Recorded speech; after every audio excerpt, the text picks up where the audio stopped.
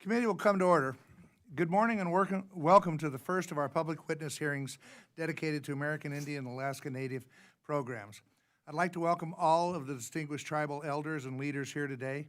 For the second year in a row, we had an unprecedented number of requests requiring us to extend our schedule to accommodate around 100 tribes and tribal organizations. These hearings are incredibly important, and we appreciate the opportunity to hear from so many tribes and national, regional, tribal organizations across Indian country. Indian country has been and will continue to be a bipartisan priority for this subcommittee. I look forward to continuing to work with Ranking Member Pingree to expand the subcommittee's efforts to strengthen our federal commitment to honor our treaty and trust responsibilities with American Indians and Alaska Natives. Thank you for appearing before the committee and sharing your concerns and perspectives on these important topics.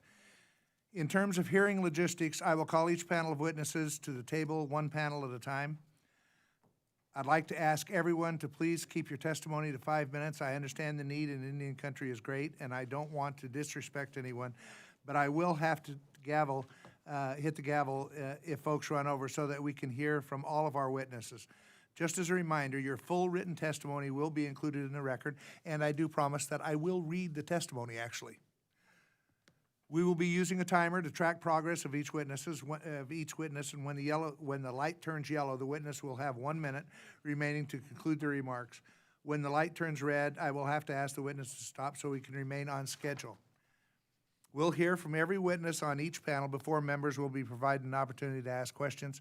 Because we have a full day ahead, I request that we try to keep things moving so we can stay on schedule and respect each other's time. I also want to note that committee rules prohibit the use of outside cameras and audio equipment during these hearings. The hearings can be viewed in its entirety on the committee's website, and an official hearing transcript will be available at gpo.gov. With that, I'm happy to yield now to our ranking distinguished member for any remarks that she might have. Thank you very much, Mr. Chair, and I too want to welcome all of you. I know many people had to battle the weather to get across the country, so some people are missing, and we're going to be happy to take their testimony, but congratulations on finding your way across in the snowstorms and bad weather everywhere else. So I really look forward to these days and appreciate that you all take the time from your busy schedules and come from far away to give us some insights as we prepare the 2027 Appropriations Bill. So thank you again for being here. Thank you for all that you're going to tell us, and I look forward to working with you over the course of the year and just appreciate very much that you're here with us. Thank you, and I yield back. Thank you. Thank you, Ranking Member Pingree. Today first we'll call up the first panel of witnesses. Daryl Seeke, Senior, is that right? Okay. Michael Fairbanks and Virgil Wind.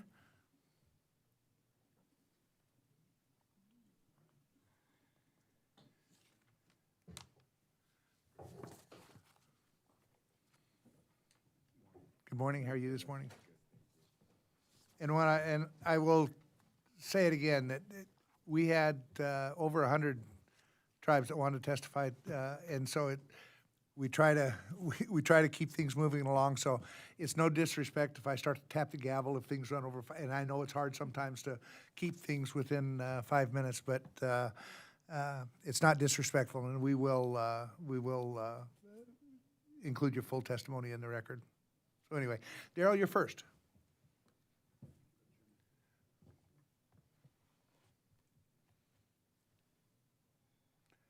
Hard to see if it's on or not, huh? Push it. There it is. Anin buju. So ina besi mi dişini kasu çubuğunu kasan mi kesin tuğde mi tu başı mama skaga mi sayganing mi de inda aya mi goçenem nogu maço ganu nego joe baküde no de se aya mi skaga mi sayganing. Good morning, Chair Simpson and rest of the panel here. All of our friends here. My name is Daryl G. Seeke, Senior Chairman of Red Lake Nation. Chimigwich for this opportunity to testify today. I have testified before this subcommittee many times, and I'm proud to say that you have always worked in bipartisan way to do the best you can to uphold your trust and treaty obligations to Indian country. And I believe all of you to continue this tradition. is that I do every year. I bought the Red Lake treaties and the United States Constitution outlining the trust responsibility of the federal government to our tribe. This is not to be an attack on anyone, but a friendly reminder that it's your responsibility to uphold these agreements together. That was done by your commissioners of state of Minnesota with our chiefs.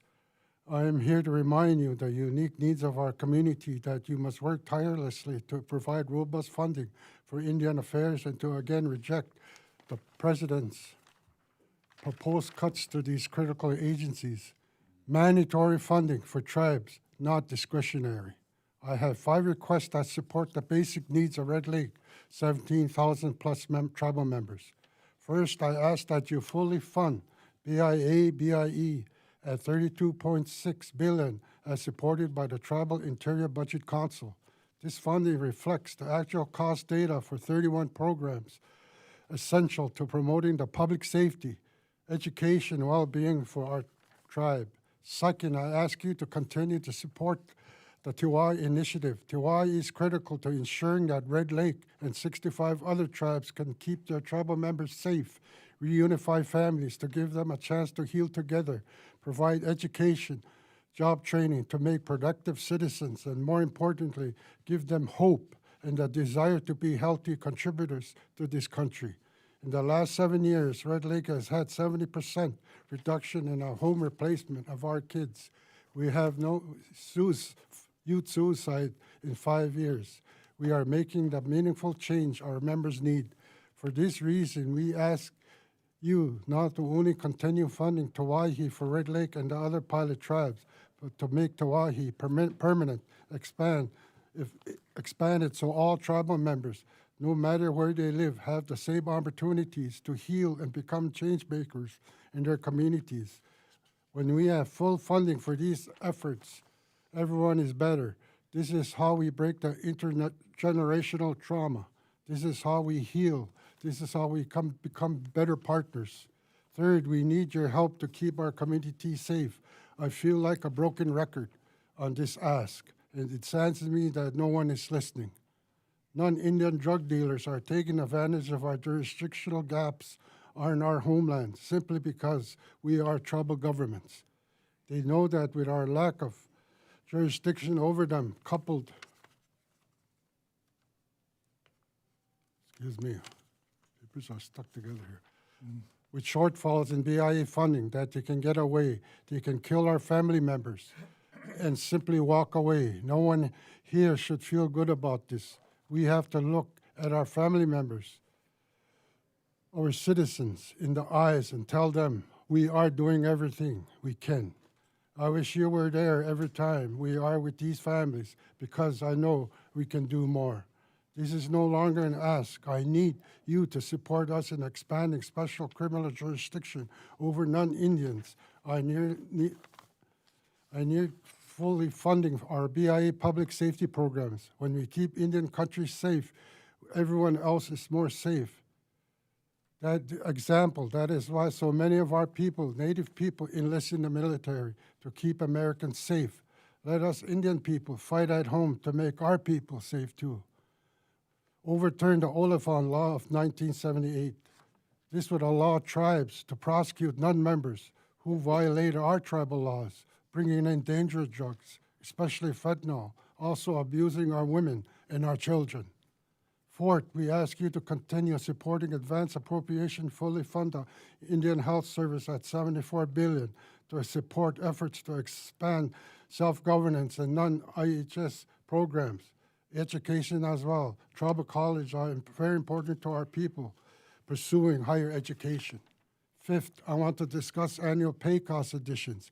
For the last 25 years, administration budget requests have often failed to include the full amount of pay costs. This subcommittee is on record calling these hidden decreases and warning about the need to enact full pay costs in all future budgets to stem the staffing and program declines experienced by interior agencies and tribes. To make matters even worse, Congress froze all pay costs in FY24 and 25, causing irreversible damage and denying tribes the ability to provide cost of living, adjustment for critical position, including our police, fire departments. I am calling on you to put a stop to this in 2027 to enact full and robust pay costs, whether or not the administration requests. Jimmy, great for allowing me to say a few words for our constituents, but I want you to remind you again the treaties and the United States Constitution. It says that you will take care of us health care, welfare, education, and housing. But for decades, the United States government has promised these and they have failed for decades. It's time for all of you, no matter if you're a Republican, Democrat, or independent, to do the right thing for tribes that are in the United States Constitution and do the right thing. Jimmy Gwetch. Thank you, Daryl. Michael.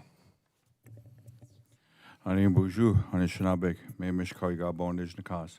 Migizin du dame, gaba baga, kenakagan dun juba. Miigwech, Chairman Simpson, Ranking Member Pengree, and also the members of the subcommittee. Thank you for the opportunity for testifying, for letting me to testify regarding White Earth Nation's federal funding priorities. You know, White Earth Nation is established in the Treaty of 1867 and is comprised of 36 miles by 36 miles of land within the northwestern Minnesota. Our homelands remain central to our identity, culture, and economic future, the future of our children and our people. You know, one of the things I wanted to, say thank you to is, the chiefs that sit alongside me here. You know, we meet quite a bit, and, these things, these priorities that we put in place, that it kind of just echoes through all the nations through Minnesota. And I'm really grateful to be out here and to sit in front of you and to let you know that we work with everyone, like Chairman Siki says. One of the first priorities we have is the tribal stewardship and the Tamarack National Refuge. The top priority of White Earth Nation is restoring tribal stewardship of the Tamarack National Refuge, which lies within the original boundaries of the White Earth Reservation. The Tamarack Refuge is established under the 1935 Collier Agreement between the Biological Service and now the U.S. Fish and Wildlife Service and the Bureau of Indian Affairs. Throughout these lands are within the reservation contains culturally significant areas used by our people for generations. The White Earth Nation currently has a limited authority of their management. And one of the things I want to stress is we've been meeting with the Fish and Wildlife on this, and it's been really good talks. I know that one of the things that was I can recollect back to this is our wild rice beds that sit back in those areas, and those are our original wild rice areas that we used to have our rice camps and our fish camps, and as Anishinaabe people, we would paddle, we were nomads. We would go from our camps to camps for our fishing camps, our fall camps, our berry picking camps, our maple sugar camps. So this area is really significant to us, and it sits within our borders, and the refuge has been doing. Don't get me wrong, the refuge has been doing a great job of managing it, but with the, I'm going to get into this is like the shortfalls that's being today is the cuts. And meeting with their staff and meeting with the Fish and Wildlife out here. Last time I was out here a couple weeks ago and talking to the head of Fish and Wildlife is like, I know there's more cuts coming. And one of the things that we stress here in White Earth is, co-stewardship and management. That's what we're good at because we manage our own forest within our nation, which is the White Earth State Forest. So we manage that. We have a robust DNR, Natural Resources Department. And we feel like it's our time, after all these years that, helping and working with and being good partners and neighbors with these agencies and also the state, I feel like it's going to be time here very soon to ask for these original lands back to White Earth. So I think the main thing here is stewardship and working towards this with with this administration and next administrations in the future, that hopefully that that these that we'll be able to manage all these areas one day within our borders, so we can offer these for our children and in the public that they can come utilize these beautiful areas. So thank you. And next up, the next priority we have is our transportation infrastructure.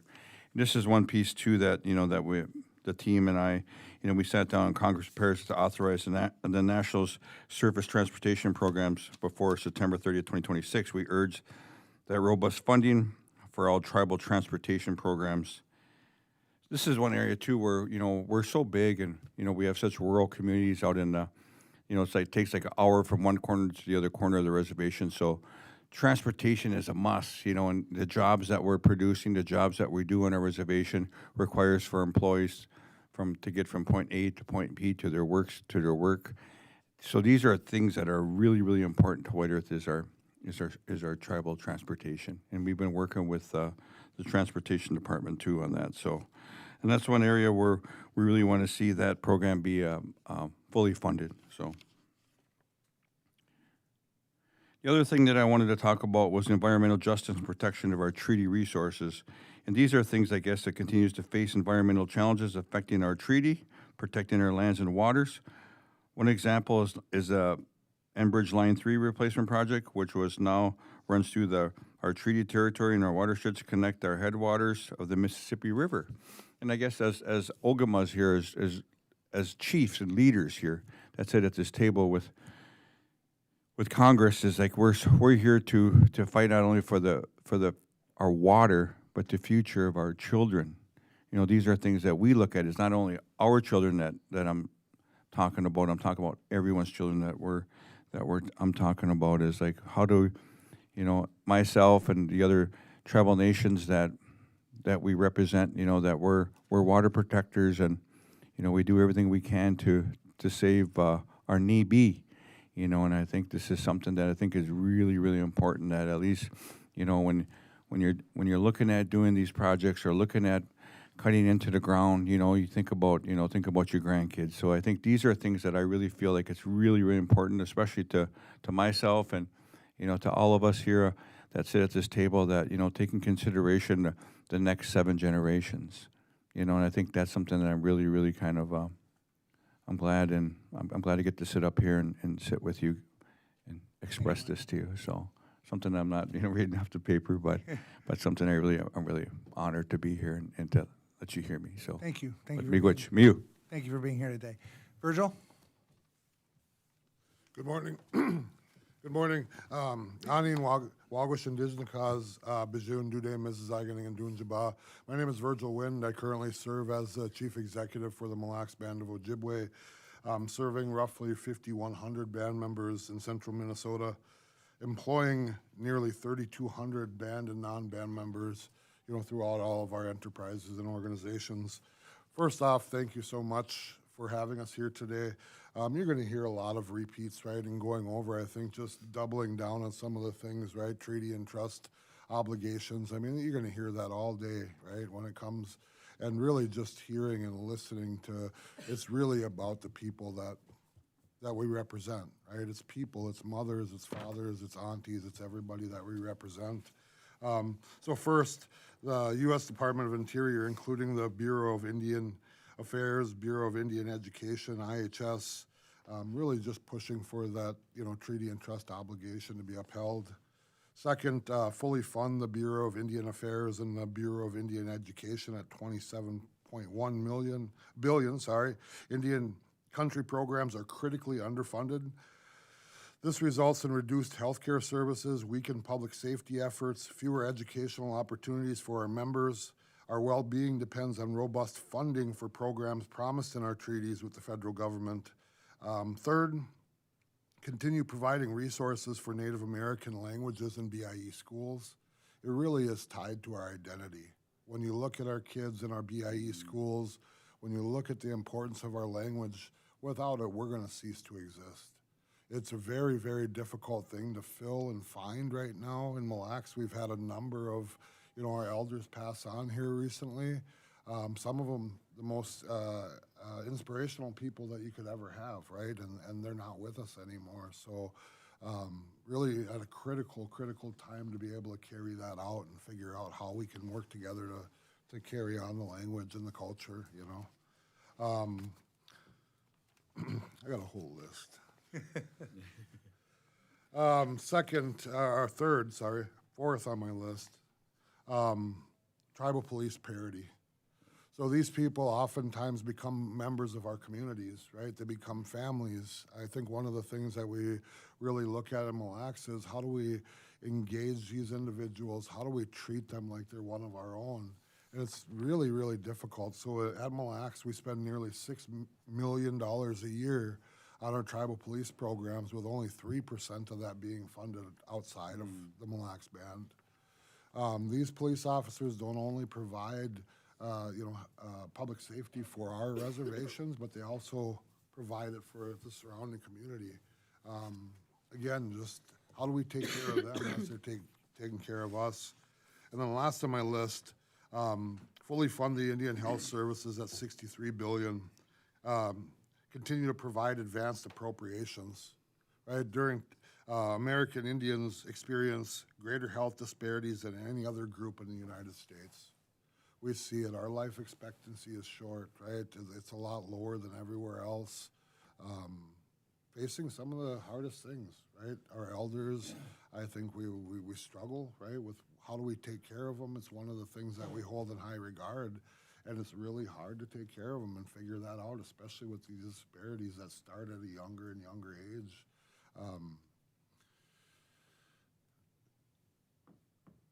We're at a critical time. Mille Lacs is at a critical time. We have a growing number of elders coming into that age, and it seems like as time has passed, those problems have become worse and worse and worse, and we just need help. We need help figuring it out. We all know the Midwest region is one of the most underfunded IHS programs everywhere, right? And with that, how do we figure out exactly how we're going to help these people? And it's people, right? I mean, you're going to hear from a number of tribal leaders here today, but I would urge you to think about the people and the children that it's really going to affect, right? So sometimes we get focused on numbers, sometimes we get focused on, this problem or that problem, but please just remember that it's people, it's children, it's family members that we really care about, and that's who we're here representing. So I do appreciate it, and that's the first time I've ever stayed under 5 minutes. Thank you. We appreciate your, all of you being here today. We didn't know if everybody's going to be able to get out of Minnesota the way the weather was going last week and stuff. We didn't know if we were going to get in, but glad to see that you made it, and thank you for your testimony. I'm going to turn the ranking member if she has any questions. Well, thank you, Mr. Chair. Yes, well, thank you so much for being with us here today, and I really appreciate your testimony. We appreciate that you come to visit. I know Betty is the true Minnesotan here, but I always like to remind everyone that I was born in Minnesota. Yeah, sure, you betcha. We're the Minnesota twins. Yeah, we dress alike, of course.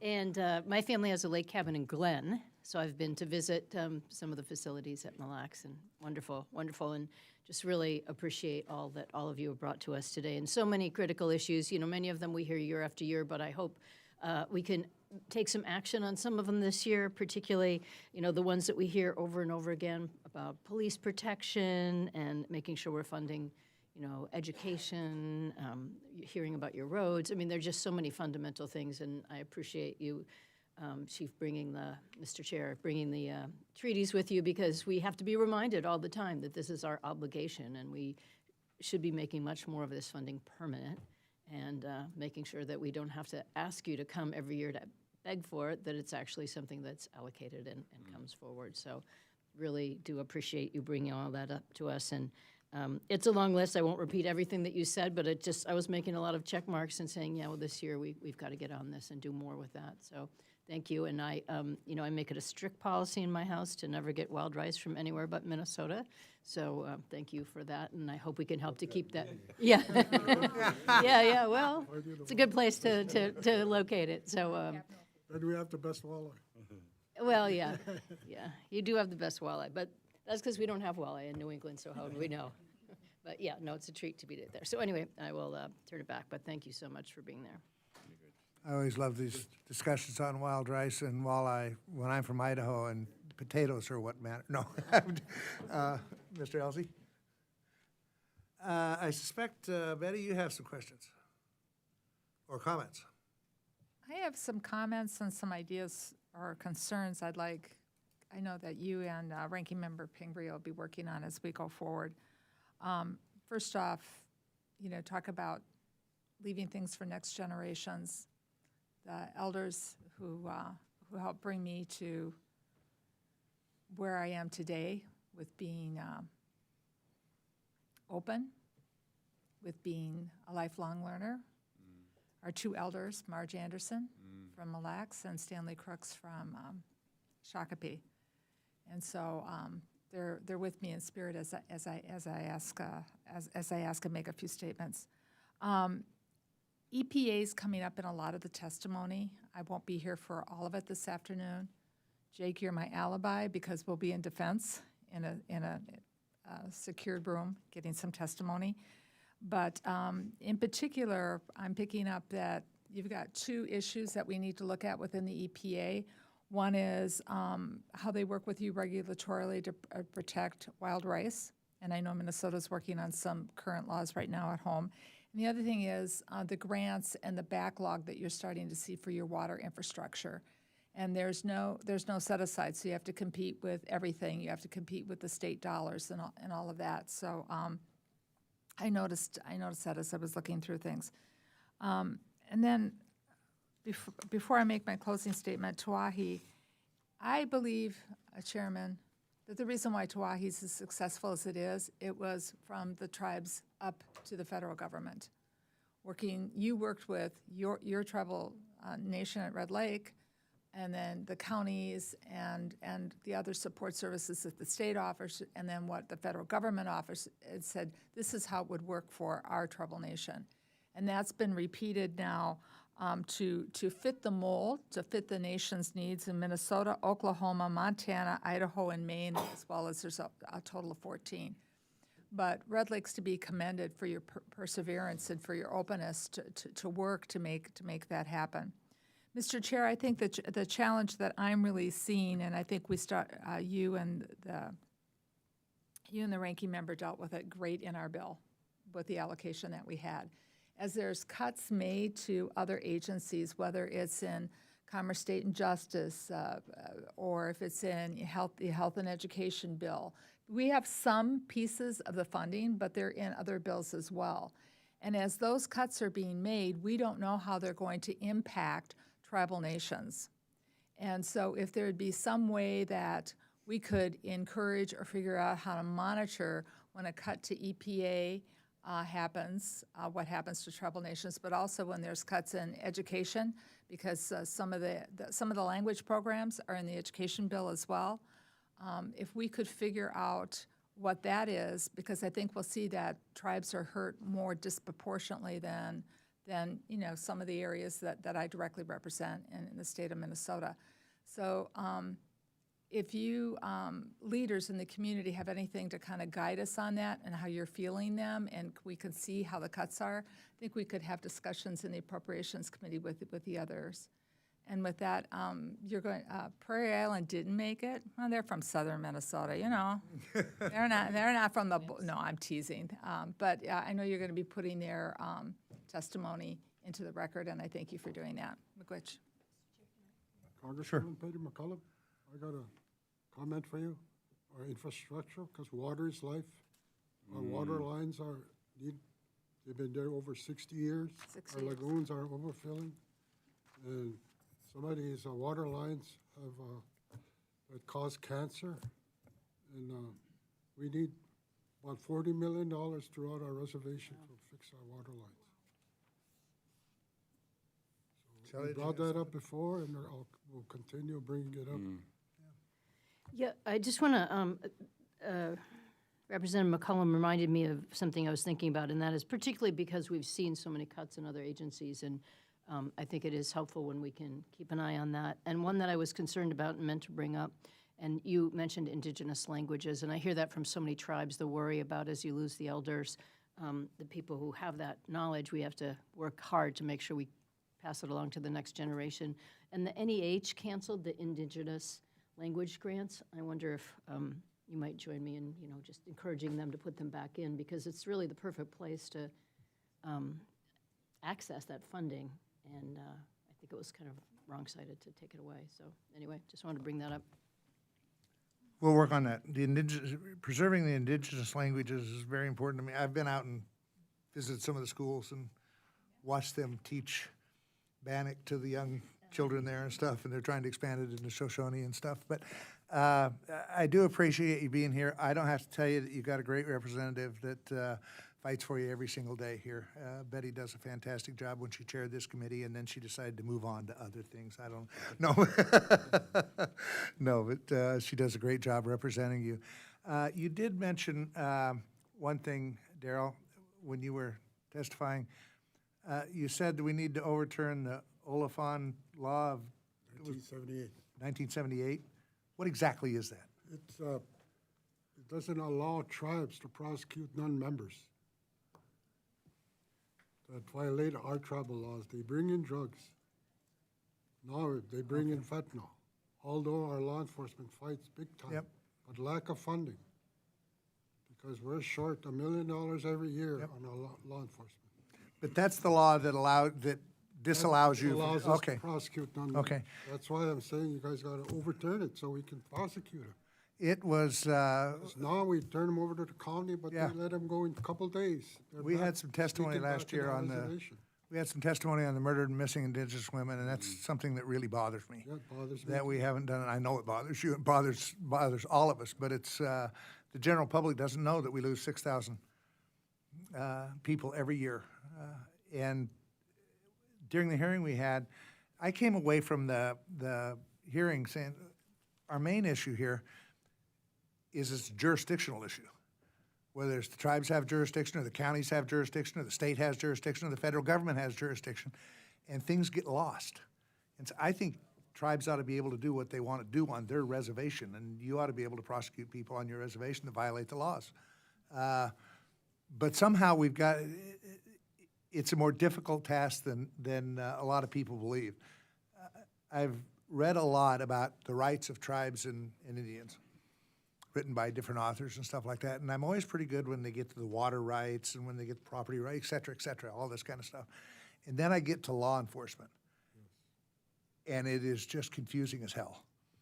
And we've got to straighten that out if we're gonna somehow address this issue of murdered and missing Indigenous women. It is a disaster.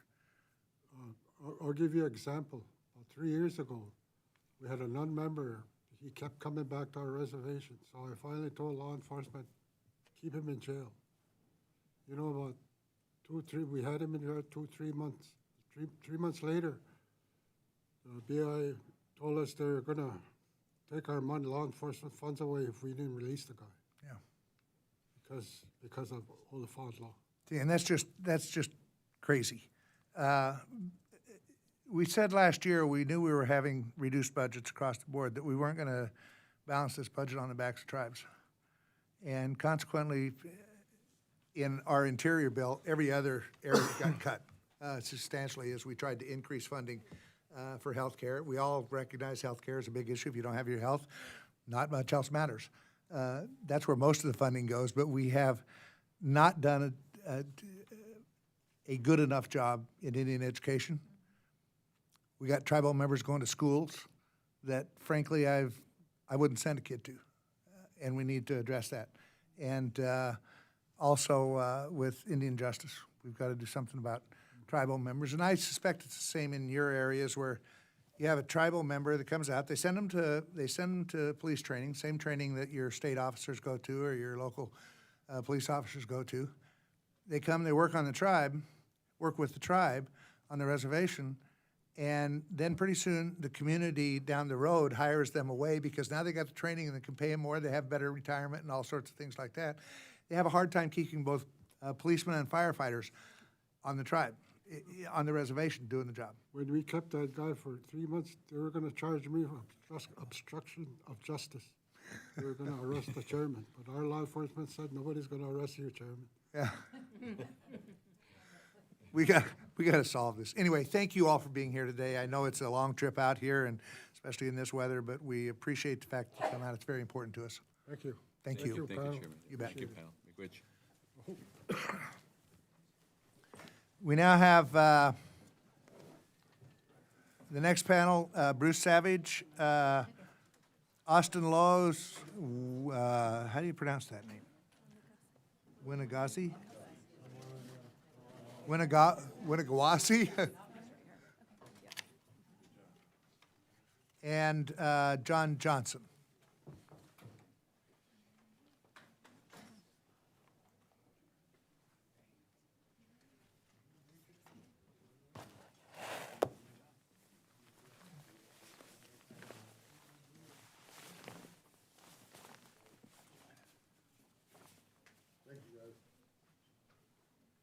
Thank you. Take a while, my man. Bonjour, bonjour. How you doing, brother? Good to see you.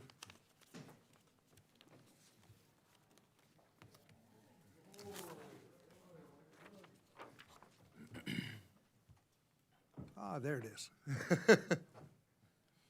How do you pronounce your last name? Okay. I was going to say, yeah, I just didn't want to mispronounce it. Bruce, you're first. Well, let's see here. We're on. Well, good morning, Chairman Simpson and Ranking Member Pengri, and the respected members of the committee. I am Chairman Bruce Savage of the Fond du Lac Band of Lake Superior, Chippewa in northern Minnesota. Thank you for inviting me to speak. We have submitted written testimony, detail of our federal funding priorities for the fiscal year of 2027. It is vital that Congress pass a budget that provides federal agencies that are historically underfunded with increased funding to support tribes. Today, I want to emphasize a few specific areas. One example is fire safety. Bureau of Indian Affairs funding for fire preparedness has been far too low for over 20 years, and that puts lives at risk. We also need to increase funding for our forest inventory so we can expedite timber sales and make informed forest management decisions. A second example is environmental protection. The Fond du Lac Band relies on EPA funding to protect our air and water resources. The band has established treatment as the state status under both the Clean Water and Air Acts. Any cuts to the EPA's budget will have a negative impact on our ability to continue to protect these resources. We ask that Congress continue to support and increase this funding. Another example is food security. The band retains the right to hunt, fish, gather within our reservation and across over 30 million acres of land that we've ceded through territories with treaties with the United States. This means we have the right to feed ourselves. We manage these resources to promote healthy living. Healthcare is very important, and it starts with your foods. We need increased funding to protect treaty rights. This is also why the band is a leader in food security and why requesting more funding to support tribal foods access to historical foods. We ask that Congress provide funding to expand these programs like the Indigenous Food Hubs programs so that more tribes are able to feed themselves. These programs help incubate small business, restore our language, and also provides increased knowledge of food systems to tribal members. We also know that the administration is working to consolidate federal programs across agencies. We urge Congress to make sure when programs move, the funding moves with them. Indian tribes get funding from many federal agencies. If programs shift, like the Indian programs of the Department of Education moving to the interior, the tribe should not lose funding.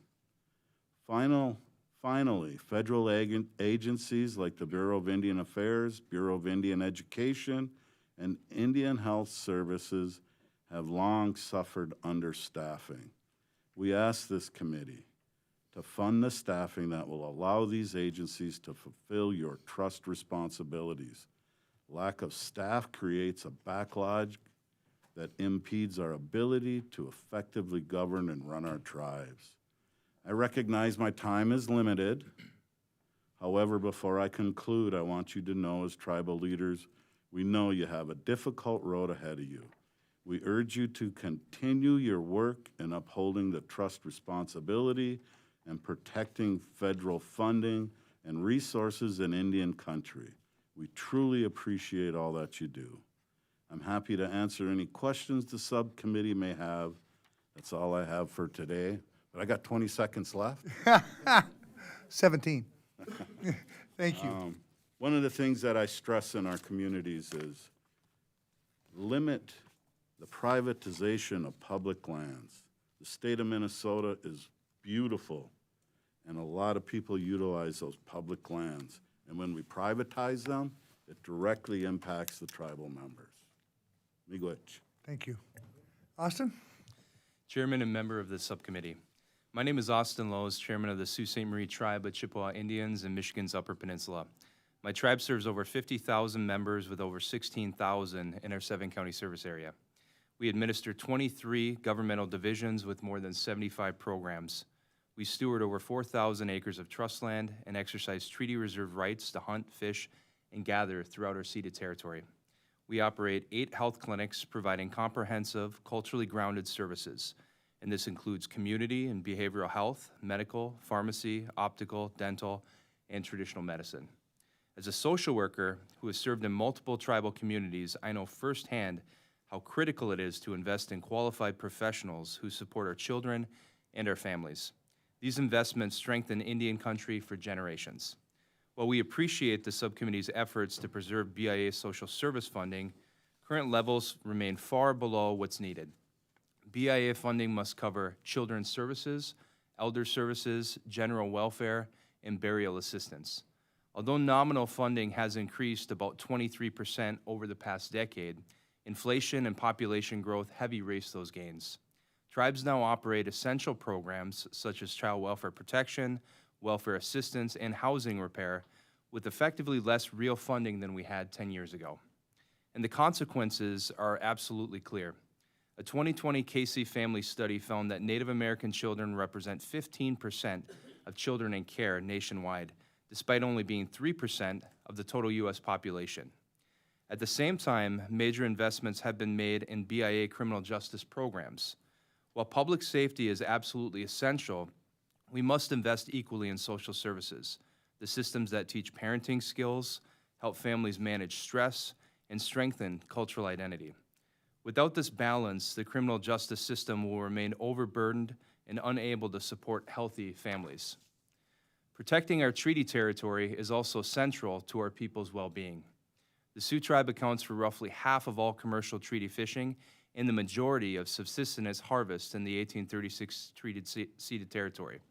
Because of this, we request that funding for our Natural Resource Division reflect this.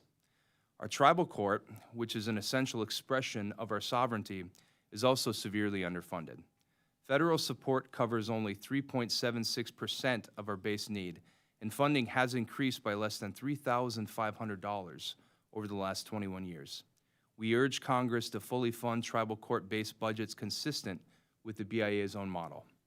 We also operate the JKL Bawating Anishinaabe School, which is a K-8 BIE-funded school that provides both culture and academic excellence. Yet BIE operational funding has remained stagnant despite rising costs for salaries, insurance, transportation, and food. Investing in Native schools is one of the most impactful choices that Congress can make. I'd now like to change gears towards substance abuse. As this subcommittee knows, substance abuse and mental health conditions pose one of the greatest threats to our future. According to the 2021 National Survey on Drug Use and Health, nearly 35% of American Indians and Alaskan Natives experienced either mental illness or a substance abuse disorder. Meanwhile, access to inpatient treatment remains extremely limited. Better coordination among the BIA, IHS, and DOJ consistent with the Tribal Law and Order Act is absolutely essential. We urge the subcommittee to direct these agencies to report on their efforts to coordinate and improve programs related to public safety, justice, and behavioral health in Indian country. Miigwech for the opportunity to present my testimony today. Thank you. Thank you. Renee?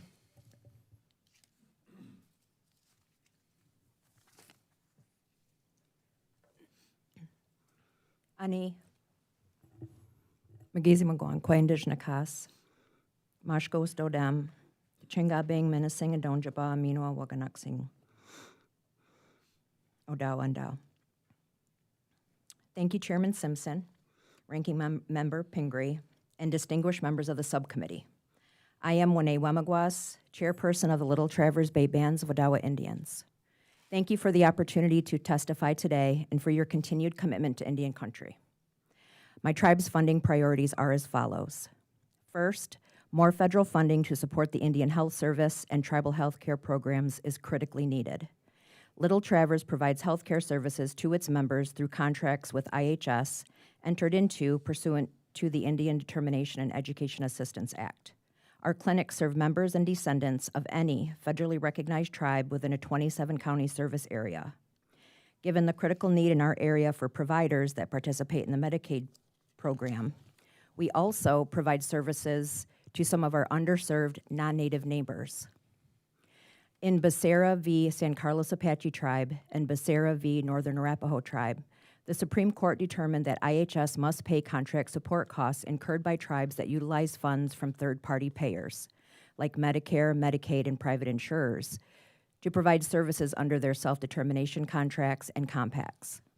Like many other tribes, Little Traverse is currently pursuing claims with the IHS for unpaid contract support costs arising from the Becerra decisions.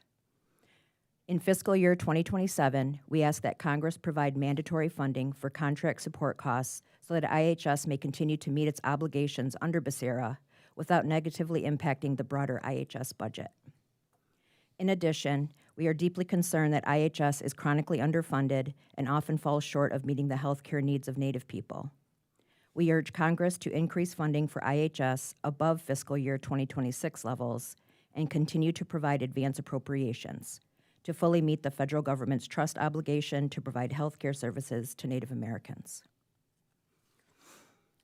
Second, additional federal funding to meet public safety and justice needs in Indian country is urgently needed. Because Little Traverse suffered termination, our original land base was lost. Since our restoration, we have had no choice but to rebuild our reservation by acquiring parcels of land over time from willing sellers. As a result, today our reservation consists of small, non-contiguous parcels scattered throughout Emmett, Charlevoix, and Sheboygan counties. Our law enforcement officers must patrol and serve within the large geographic reach of all three counties. Our police department relies heavily on federal funding to support daily operations. But for fiscal year 2026, the tribe's BIA law enforcement contract provided only $150,471. Enough to cover only one officer's salary and benefits and a portion of a patrol vehicle. We also struggle to recruit and retain police officers due to the rural nature of our reservation and the lack of affordable housing. According to a February 2024 report released by the BIA, the funding needed to provide for public safety and justice services in Indian country in 2021 was approximately $3.5 billion. Appropriations have lagged far behind this amount, and the continued underfunding of public safety and justice services has led to higher rates of violence in Indian country. We appreciate that Congress appropriated $570 million to support BIA public safety programs in fiscal year 2026, a $14.5 million increase, but a much larger increase in funding for BIA public safety programs is urgently needed in fiscal year 2027. Third, since housing is a foundational component of the health and safety of our people, additional funding to support tribal housing is needed. The tribe's headquarters and many of our members live in the cities of Petoskey and Harbor Springs in Emmett County, Michigan. Both cities are summer resort destinations in which housing prices have increased due to people buying properties for vacation homes. This has caused a severe affordable housing crisis. While we understand that this subcommittee does not have jurisdiction over appropriations for the Department of Housing and Urban Development, we respectfully urge you to share with your colleagues on the Subcommittee on Transportation and Housing and Urban Development the need to increase funding for tribal housing programs. The lack of affordable housing is a significant barrier. It's a significant barrier to the recruitment and retention of physicians, law enforcement, and other professionals who we need to serve our community. Jimmy Gwetch for your time today. Thank you. John? Bujo and the way Magni Duck Anin, Wawantanagi Indigenous Cause, Makwa, Nindo Dame Nida, Waswaganin and Tunjba. Good morning, Chairman Simpson, Ranking Member Pengree, and the distinguished committee members. I am John Johnson, Senior President of the Lac du Flambeau Band of Lake Superior Chippewa Indians. I am serving my third term, and we do have members of my tribal council that have joined me here today. We thank the subcommittee for your continued advocacy to increase federal appropriations for the tribes. The 638 and other programs we contract and perform are vital to the health and safety of our members. Our request and those of other tribes today arises from our treaties with the United States. Ojibwe tribes ceded our aboriginal lands and reserved the right to hunt, fish, and gather in our ceded territories in return for the protection of the United States. The United States is again at war. Tribal members serve in the nation's armed forces in great numbers. They have fought and died for the United States in all wars. The funds we discuss today represent just a portion of the United States trust responsibility to Indian tribes and our citizens. I summarize this in my written testimony. First, we ask the subcommittee to write President Trump and urge that he lift any remaining hiring freezes at the Department of Interior, DHHS, and EPA positions that are critical to the tribes carrying out our programs and services under 638 contracts and compact and other agreements. Vacant federal employee positions often result in our delayed receipt of federal funds. Second, we ask the subcommittee to address the disparity between the $3 billion estimate NCAI identified in congressional testimony last session to fully fund law enforcement, corrections, and tribal courts, and current funding levels of $570 million to these programs. Tribes are losing our trained police officers after a few years of service. They take better paying jobs in towns nearby, counties, and state sheriff's departments. 11 police officers patrol our 144 square mile reservation. In nearby towns and county sheriff's offices, they have 3 times as many officers and a third of the caseload that we have in Lac du Flambeau. Since I testified last year, we lost 5 members of our community to fentanyl and fentanyl-related overdoses. We simply lack the manpower to handle investigation, surveillance, and intervention. Fellow representatives introduced, co-sponsored the Parity of Tribal Law Enforcement Act. The legislation died last Congress. Until Congress enacts the legislation, please increase significantly funding for the tribal police safety officers and tribal courts. Third, please double the current Taiwahi program budget. The flexible Taiwahi program improves the ability of tribes to provide alternatives to incarceration, social service programs, counseling, job training, parenting classes, and other programs to at-risk community members in a culturally appropriate manner to keep Indians' families together. Fourth, education is critical to the nation's future. We appreciate there were no cuts to the BIE programs in the fiscal year 26. Please increase the Johnson Valley Assistance Grants Program by at least 25% to give our students culturally appropriate classroom activities. Please increase at least 25% post-secondary scholarships and adult education program grants. We fund with Tribal General Revenues BIA scholarships funds with an additional 50% subsidy, and we continue to fall short of our students' needs.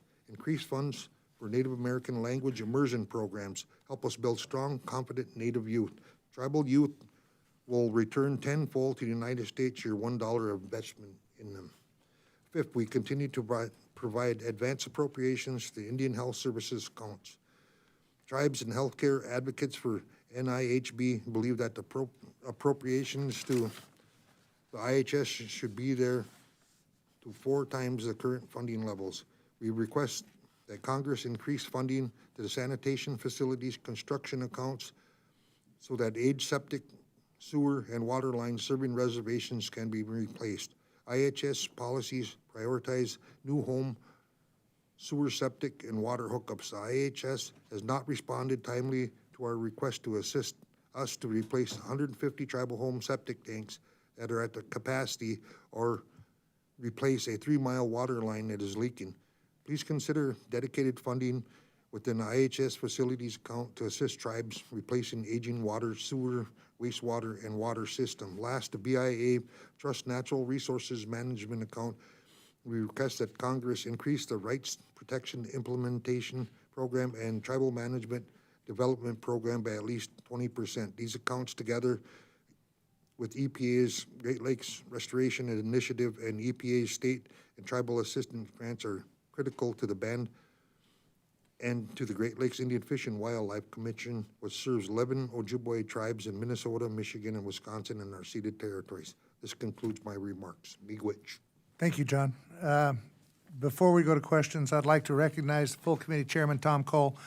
I'm sure someone that needs no introduction to everyone here, and thank him for joining us today. As the first Native American to serve as chair of the Appropriations Committee and a member of the Chickasaw Nation, he continues to be the biggest champion for Indian country, and I'd like to yield to Chairman Cole for any remarks he may have. Well, thank you very much, Mr. Chairman and Ranking Member Pingree. Good morning to everyone. Thank you all for being here this week and taking time to testify on important issues affecting your communities.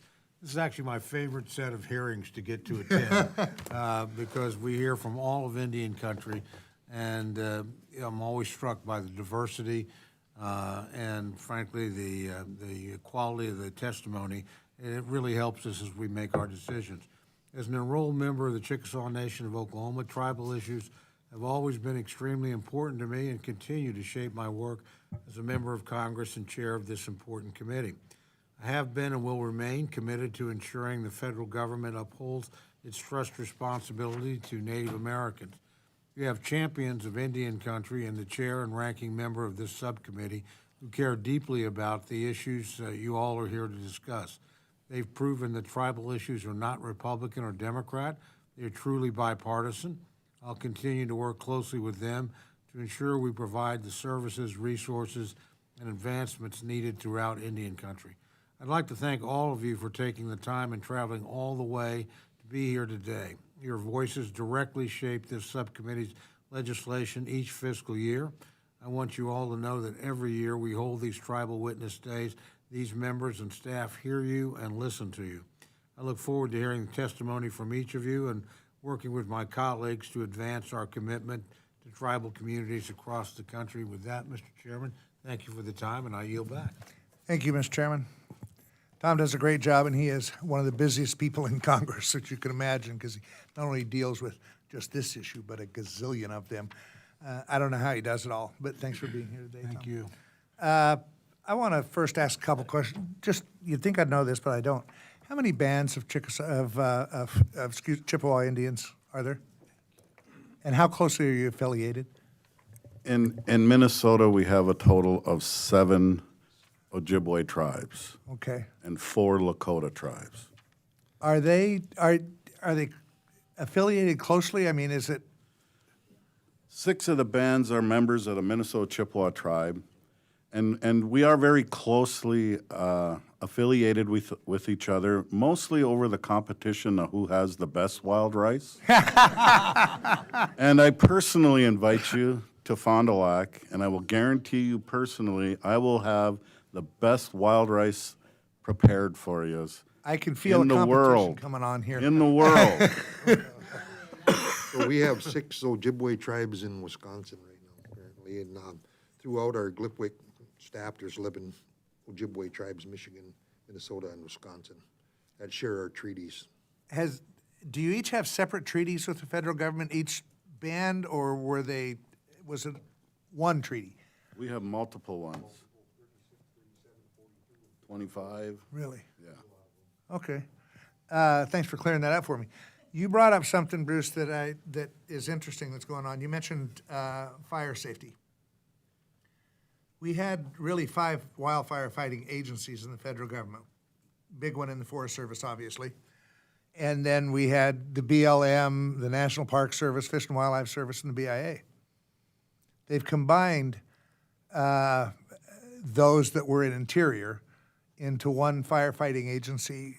What's your thoughts on that, and how's it working out? Or what's your concerns, if you have any? I was a wildland firefighter myself, my dad was, and our youth are. So the biggest thing is equipment. Equipment failure is unacceptable in a situation like that. So equipment is a big part of it, and we have to have a living wage. In our tribal communities, we've been removed from all economic centers. It's very difficult to maintain good employment with the added cost of living in rural Minnesota. Lack of infrastructure. I could go on for hours. That's why I invite you to Fond du Lac, because I will gladly sit with you and explain all of these different disparities that prevent tribes from moving forward in this world of 2026. Well, it is, you bring up some good issues, and it is this movement that's going on in the wildfire agencies, and may be the best move in the world in terms of getting things done. It may not be, I don't know. But we're watching very closely about how this works, and it may be that it's better to coordinate, and you might have more coordinate, but you might lose some control when we put it under a central agency like that. You brought up something that I mentioned in the first panel that is of concern to me, and that is I know that when I've gone and talked with the Chauvin tribes on the Fort Hall Indian Reservation, that they train their officers, they train their firefighters, and as soon as they get trained, they get a better salary in Pocatello or Idaho Falls, which is just down the road. So how do we keep those people on the reservation doing the job that they were trained to do and are qualified to do?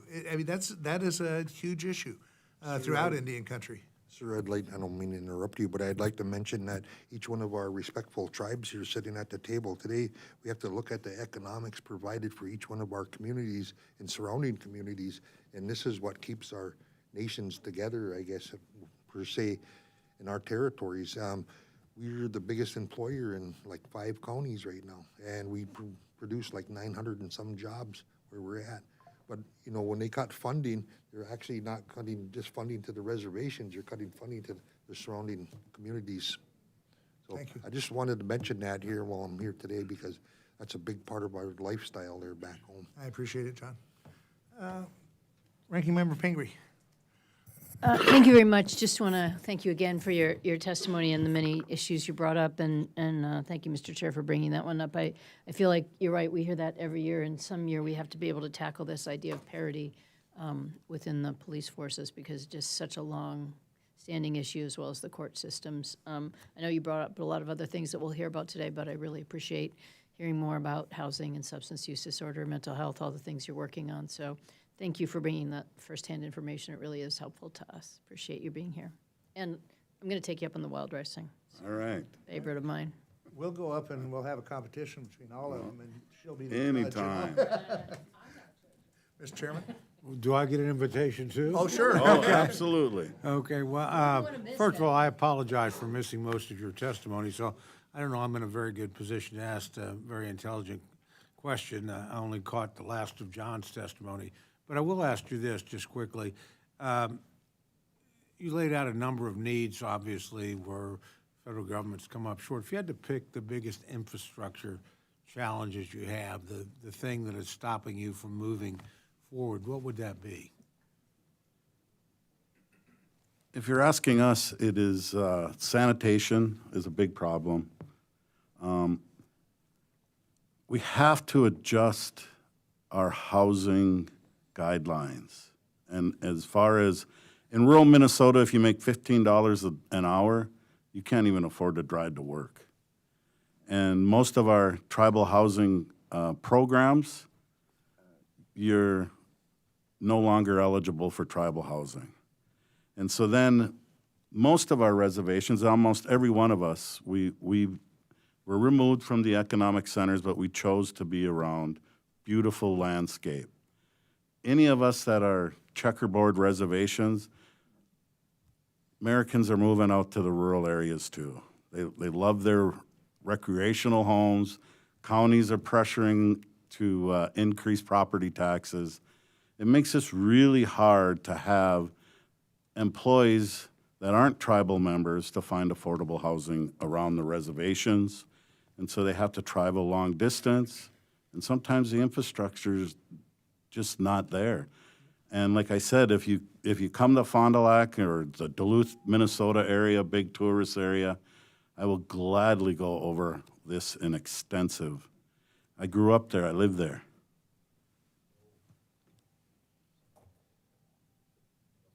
Please.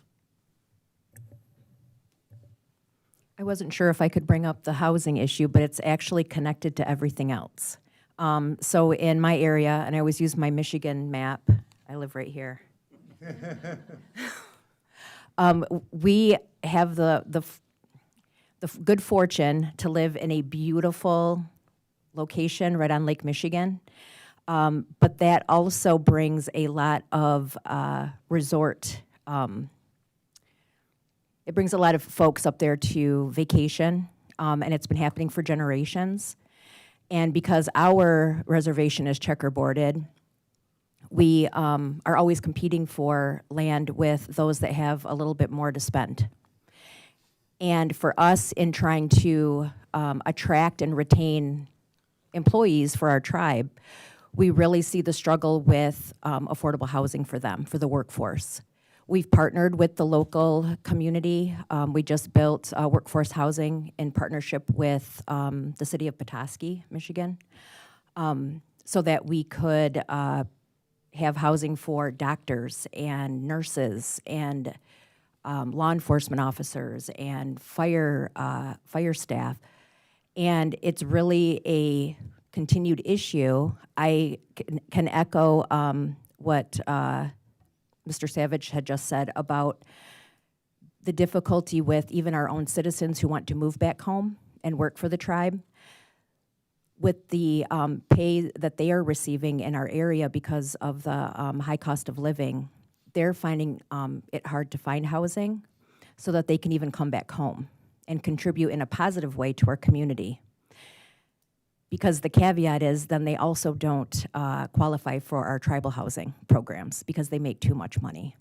So I hear probably on a daily basis from at least one citizen who doesn't understand why that's the case, and they want me to fix it tomorrow.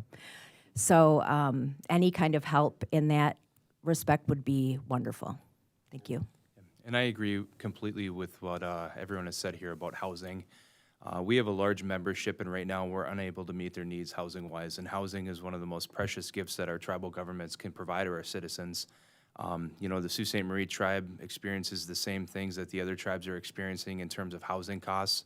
We're home to the Sioux Locks, which is undergoing a massive renovation. We have a lot of well-paid workers that are coming into the area from out of town, out of state. It's driving the cost of housing up. And when I talk about housing, I talk about all forms of housing: emergency housing, transitional housing, permanent supportive housing, home ownership opportunity, low-income housing, elder housing, all the above. A close second would be healthcare in terms of infrastructure. You know, our people are disproportionately impacted by a myriad of different health issues. You know, and increased resources are one of the few ways that we can correct that. You know, we actually, this committee, to its credit, about 2 years ago, made a substantial increase in housing. And what we found as we looked at this, I actually chaired the committee at the time. It's Indian housing is actually in transportation, housing, and urban development. It's not in front of this committee. So as much as they're sympathetic with you, they can't do much for you here. They can on the healthcare issue and have. This committee has a great record of increasing that. But we went back and looked all the way back to when NAHSDA, the basic program, was passed for Indian housing. How much were we spending at HUD on Indian housing in the late 1990s? And we found we were spending about 2.8 or 9% of the total HUD budget was on Indian housing. By the time we looked at it, it was down to 1.4%. Hadn't been cut, it just hadn't kept up with the increase every place else. So I asked my committee when's the last time we had a hearing on tribal housing? We went back 20 years. There had not been a hearing under either party, so it's not a partisan issue. And it was just, out of mind, out of sight, out of mind.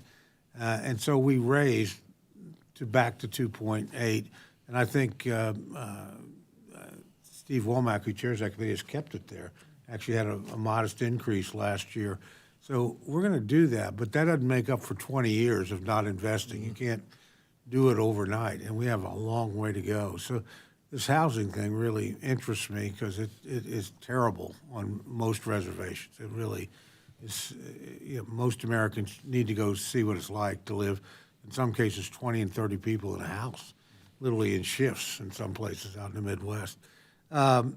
This income thing is also an interesting problem.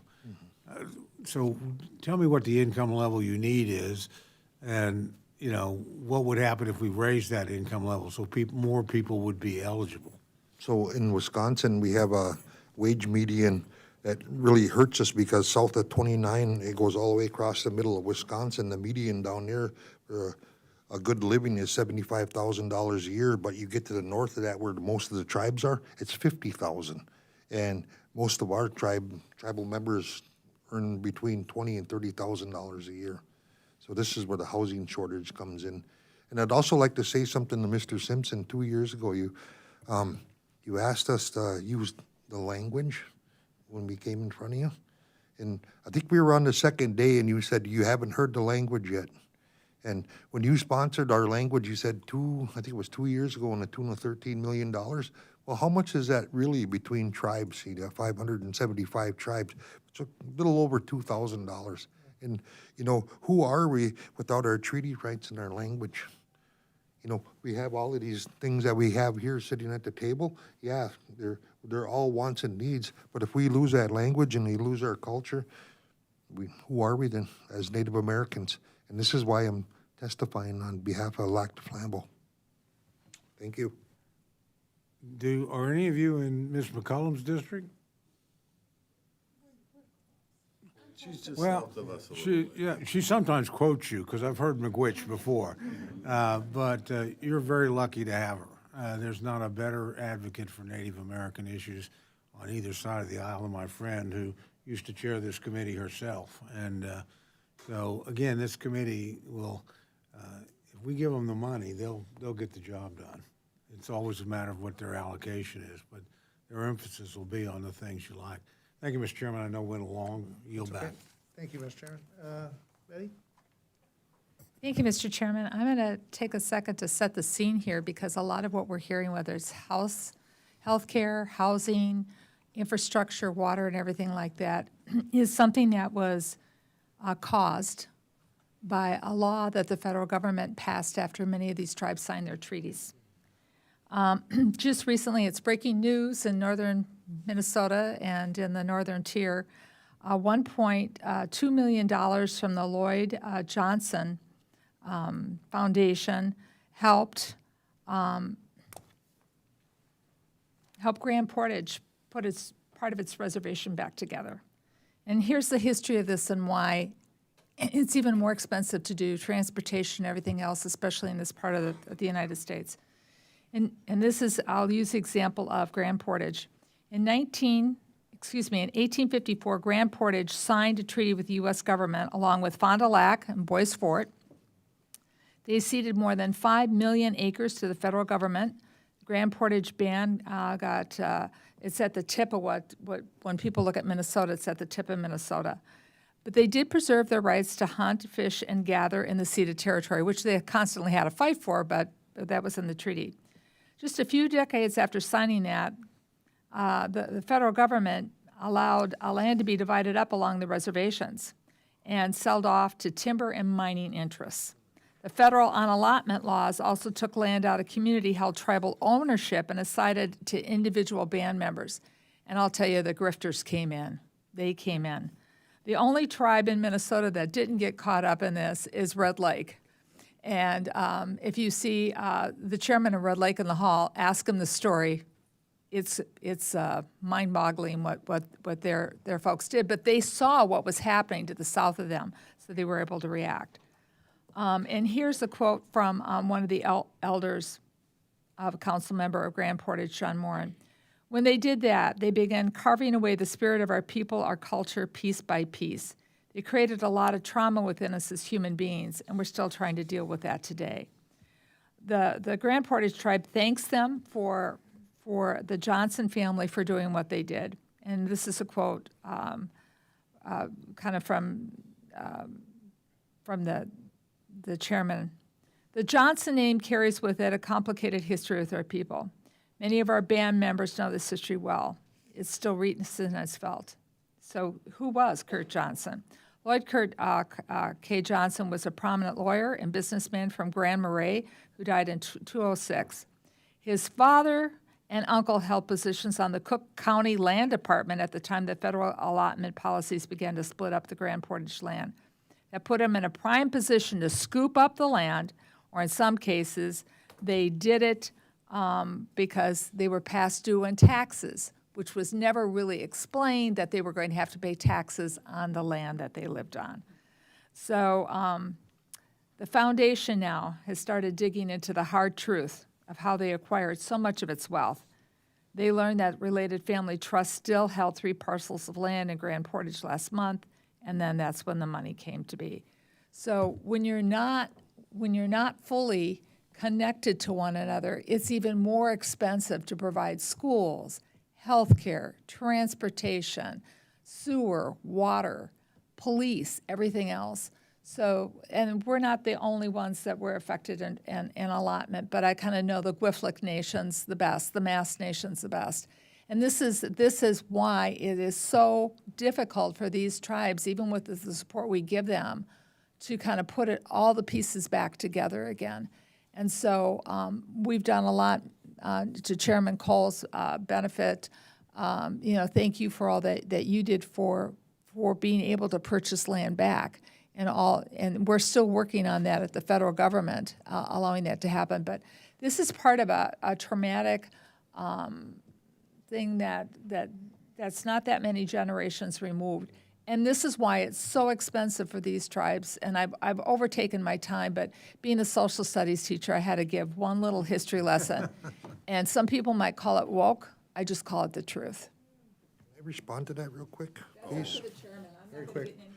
Very quick, okay, yeah. So what I was told, from our treaties, and we were talking about Grand Portage here, that the tribal lands that butted up to our reservations were put there for a reason, because we were gonna outgrow them. So this is why I wanted to ask, when are some of those lands gonna come back? Why should we have to buy something that was originally ours? That's all I have. Thank you. Thank you. Chairman, I got one thing. With this, what Ms. McCollum mentioned about the land taken by what I call illegal tax forfeiture, still affects the tribes when you try to use the land within the reservation that you privately own as collateral.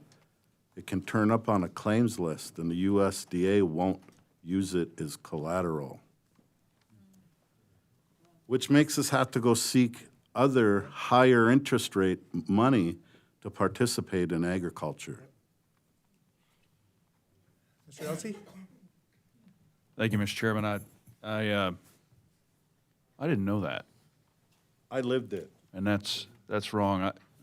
We could do this for hours. Like we said, we're behind timeline. I just want to take 30 seconds to say I did some homework about the wild rice thing, about Manoomin, and the internet says it's the Menominee tribe that has the best. Is that? And they're called the wild rice people. I'm just saying what the internet says. That's all I'm pointing. Anyway, sometime, Mr. Chairman, I would love to come up with you and Betty come see you and see how this is done and get in a canoe and fall into the water. But see the traditional ways in which you harvest something that's clearly very important to you and it is a source of pride for you and your people. Thanks for being here. Thank you. And thank you for your testimony. We appreciate it very much. Gigawaba men. Okay, next is Jason Schindler, Whitney Gravel, and Aja.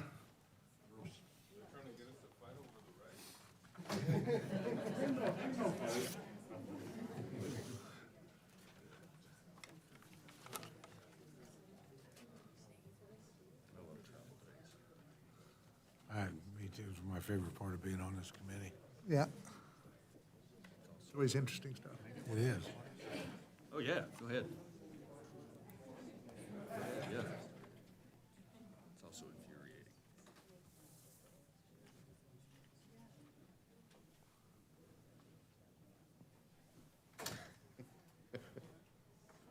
Do we have Whitney around?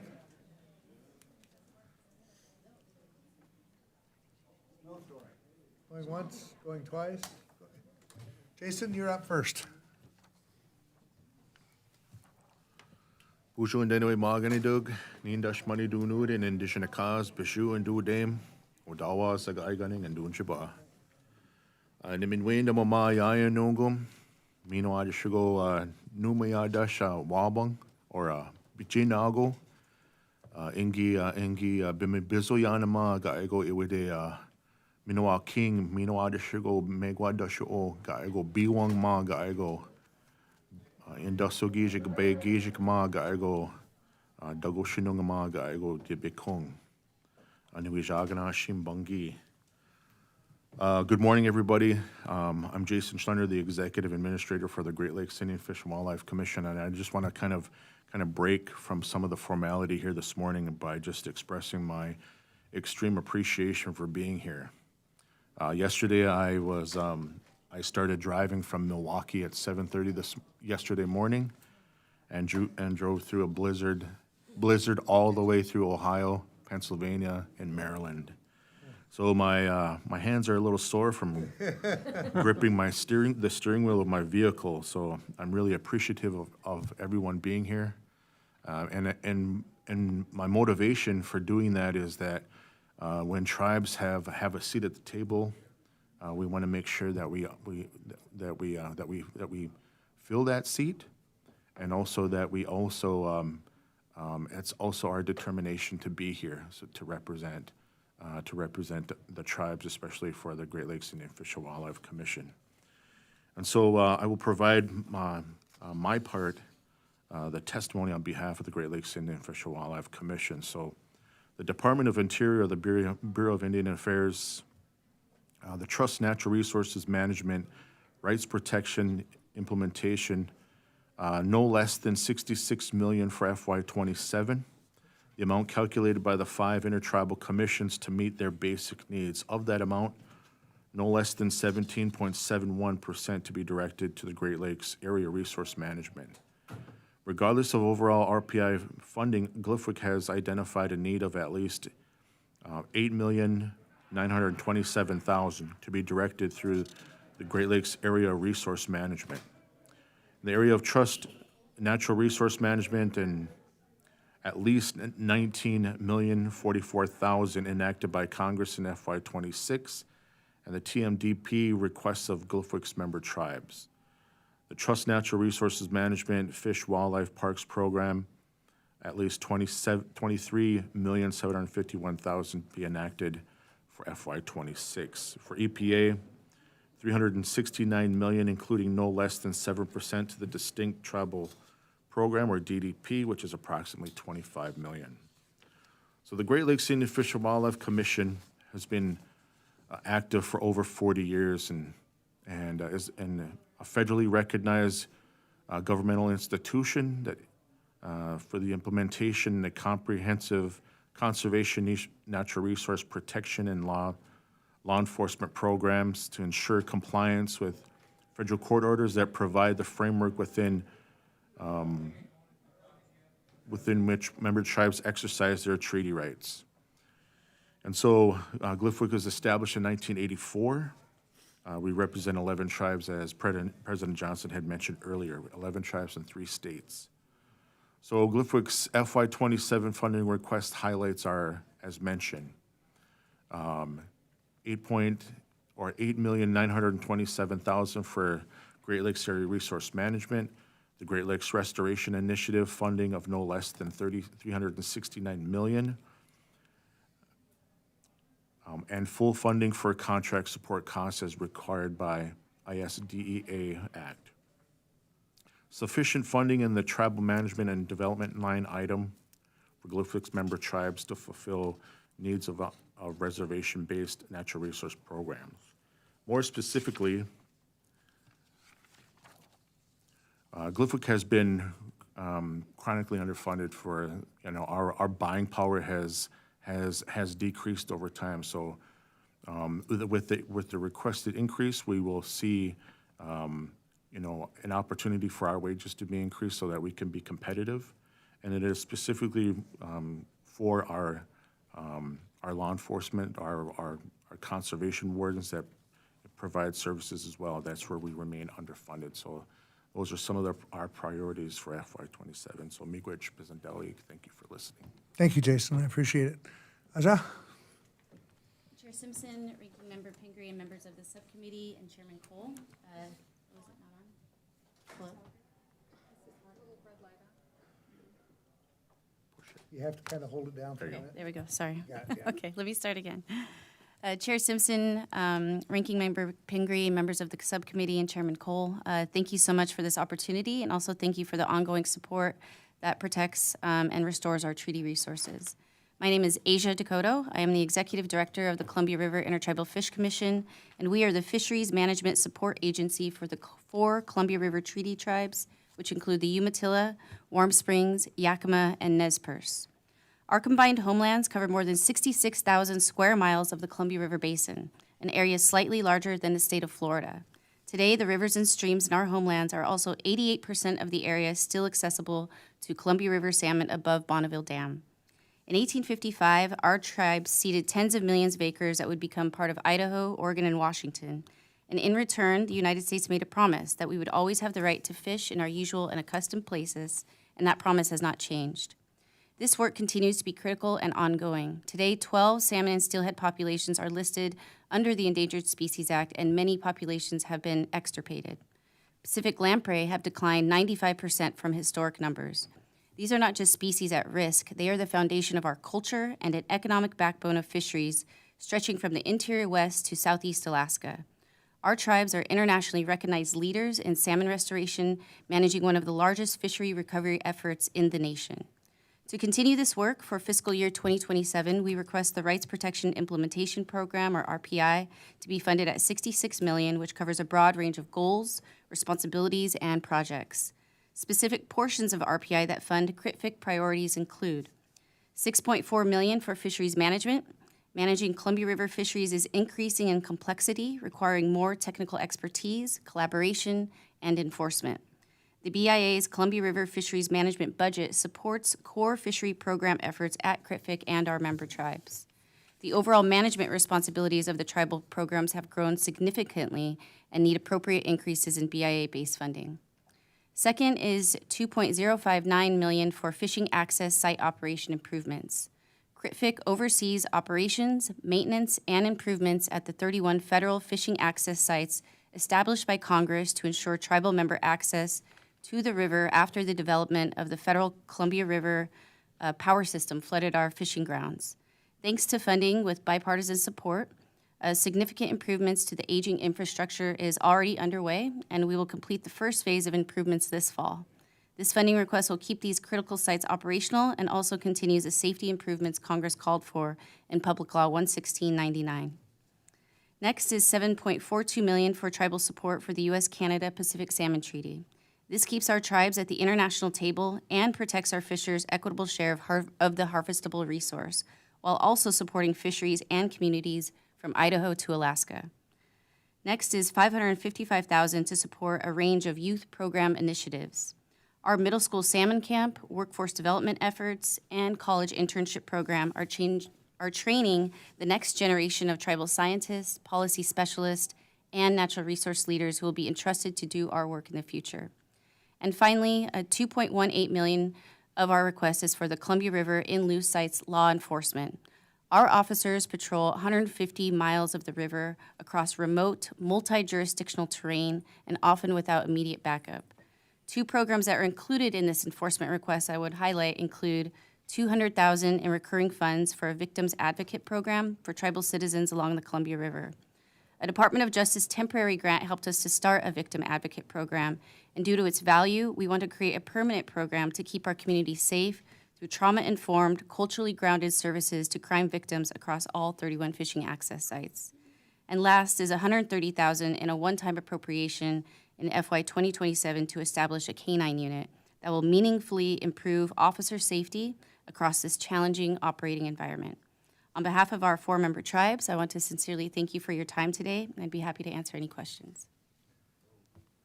Thank you, Asia. Thank you, Jason, for your testimony. Asia, we could have a discussion for the next several hours on salmon. As you know, I've been somewhat involved in trying to restore those, and it's not just the 4 tribes that you represent. It's also other tribes in the Pacific Northwest that have done a lot. In fact, without the work that all these tribes have done in trying to save the Pacific salmon and salmon that come into Idaho, which is the spawning ground for most of these fish, for a lot of these fish, they will go extinct. You can, if we don't do something, you can have the best reserve fishing rights in the world. Doesn't mean anything if there's no fish. But this, if it wouldn't have been for the work of the tribes, those fish up there would be extinct now. That's just a reality. And they're going to go extinct if we don't make some hard decisions. That's why I put out a proposal, concept of what could be done. But it's dramatic. The people of the Pacific Northwest are going to have to make some decisions. And it's not about what we've got now, but it's what do we want this place to be 50 years from now? Do we still want salmon? I have not seen one person raise their hand and say, just let them go extinct. Everybody wants to save them. So far, we've spent $17 billion. Hasn't done a job. They're declining, and they're going to go extinct if we don't do something. So I appreciate all that you do. I know it's tough work. We'll get it done. We'll keep working on it. But thank you both for being here and your testimony. You do important work. Ms. Pingree? Yeah, thank you very much. And thank you, Mr. Chair, for bringing up the importance of keeping the salmon from going extinct and restoring them. I'm on the East Coast, but in Maine, we've spent a lot of time trying to mostly doing dam removal and other things to bring back our salmon populations. And it is really critical, but it's expensive and You complicated. had to mention dam removal. Yeah. Which, of course, would never have to happen. But, we've already seen a significant return in the alewives, which were also a very important native species, but are critically important to our fishermen as a bait fish. So we have seen the changes, and while salmon's a little bit slower, and we have issues where our salmon often migrate over to Greenland and other places, and we're never sure we're going to get them back. So we've got other kinds of challenges, and I'm not a fish scientist, but I deeply appreciate the work that you're doing. And you as well, Jason, thank you for putting in that long drive. That really shows a lot about your commitment, but we're grateful for that and really benefit from your presence here and the important things you're talking about. I know how important funding these natural resource entities are to the tribes, but really benefit all of us, particularly with the changing weather and disappearing species. It's really more important than ever. So thank you for your work, and thank you for the time you're spent with us. Thank you. Mr. Chairman? I don't know anybody from Oklahoma has much to say about salmon, other than I like it. Let me ask you, if you had to, you laid out, is it Asia? Asia, yes. Kind of your needs budget by budget. If you had to pick, 2 or 3 of the most important things that would make material difference here, and I would ask you the same question, Jason, what would they be? That's a really tough question just because our priorities are so expansive in terms of, and they're very different from each other. We have a lot of enforcement needs. We have these treaty fishing access sites that we have, it's federally owned, but we do all the O&M on them. And the issue, to kind of think about the previous panel, is we have those sites were created for seasonal use to access the river. But because of the lack of housing in the Columbia River Gorge and the lack of affordable housing, we have tribal citizens living on these sites year-round without the infrastructure to really support them. So I think although the housing is not in my court, it's within individual tribes, until we get that figured out, the use of these sites and the maintenance of these sites will continue to increase as the enrollment and the citizens kind of take in the area. But, you know, for us, really the biggest is the Columbia River Fisheries Management. That just doesn't go specifically just to CRITFIC, that goes to our member tribes, and that really supports all of the work at the baseline of what we do in terms of advocacy, but also policy and science. Jason, I know the Great Lakes are very different from the Northwest, but if, you know, for the things you work on, what would be the most important thing? Well, the most important thing, obviously, is to maintain our funding. So RPI is our bloodline, I would say, you know. And then I would also equally prioritize just more buying power for our specific organization, so that our staff, so that we can increase. You know, our pay scale hasn't been updated in years, and so our staff have been. The one fortunate thing for Glyphwick is that our staff are long tenured, so we have many people that have been there for a long time, and so their dedication and expertise needs to be rewarded. But at the same time, we lose, you know, the opportunity to compete with state agencies and our counterparts, because we'll train them, we train our people in, but then they end up leaving for agencies like yourselves or even state agencies as well. So. And so we need to be able to be competitive so that we can maintain, you know, the excellence that we provide, the services that we provide to our tribes. And we know that states and, you know, people that recreate in those areas where we live, they benefit from that as well. Thank you. Yield back, Mr. Chair. Ms. McCollum. Thank you. So Glyphlic's really key in the Great Lakes area Essential. because you're charged with the Intertribal Commission. You use your funding to ensure that the fulfillment of court orders. So you have a real important role in making sure that federal orders are fulfilled. I appreciate what you said about what happens to staff, whether they're scientists, warrants, or just, you know, community outreach people on how to do what we need to do to protect this environmental resource. I'd like you to just take a few minutes and maybe tell the committee, especially in light of what's happened in EPA Region 5, which is the region you pretty much sit in, what has happened with the U.S. Forest Service, the U.S. Geological Survey, and other federal agencies because of the cuts that they've had throughout your ceded territories, and either what you're, and you can provide us written testimony later, but either what you're not able to do or things that you know you could do better if those support staffs were there. When you lose a lot of people in EPA Region 5, that affects you because it's everything that touches the EPA also touches the work that you do for tribal organizations.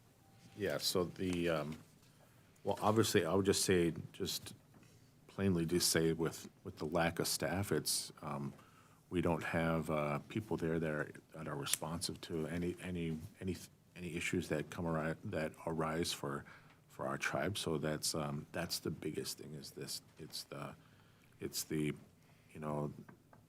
the delay as far as communication and correspondence, and so I would say that's the most prominent thing as far as when we lose staff or in any organization or when their staffing levels are reduced, the services are delayed or even responses or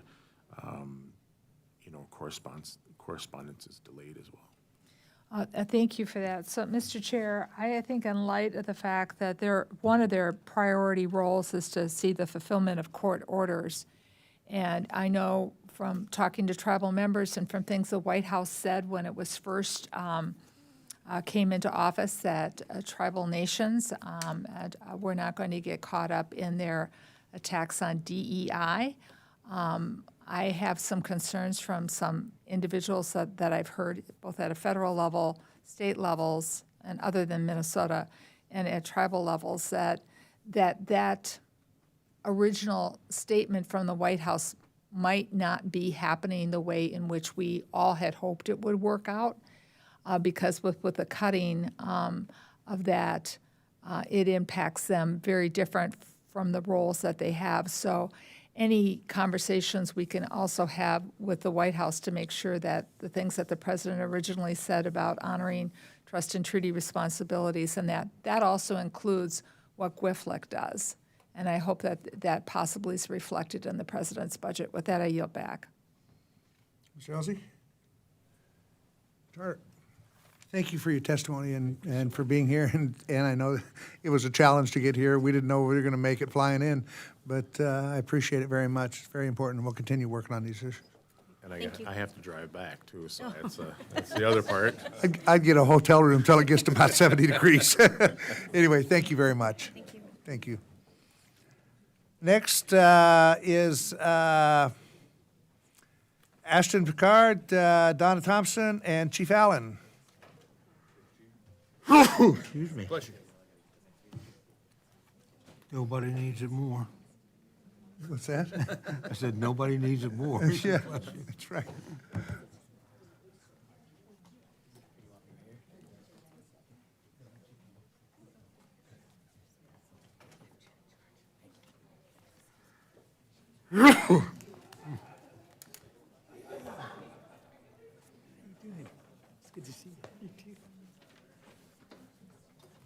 You think you guys never see each other. You're both from Idaho. Only 500 miles apart. We don't. Ashton, you're first. All right, Tatsumeiwi, Representative Simpson, and members of the committee. My name is Ashton Picard. I'm a Vice Chairman of the Nez Perce Tribe Executive Committee. And just wanted to start off by saying appreciate the opportunity to come before you and testify, not only for Nez Perce Tribe, but all the tribes and the tribal representation that'll be here to testify today.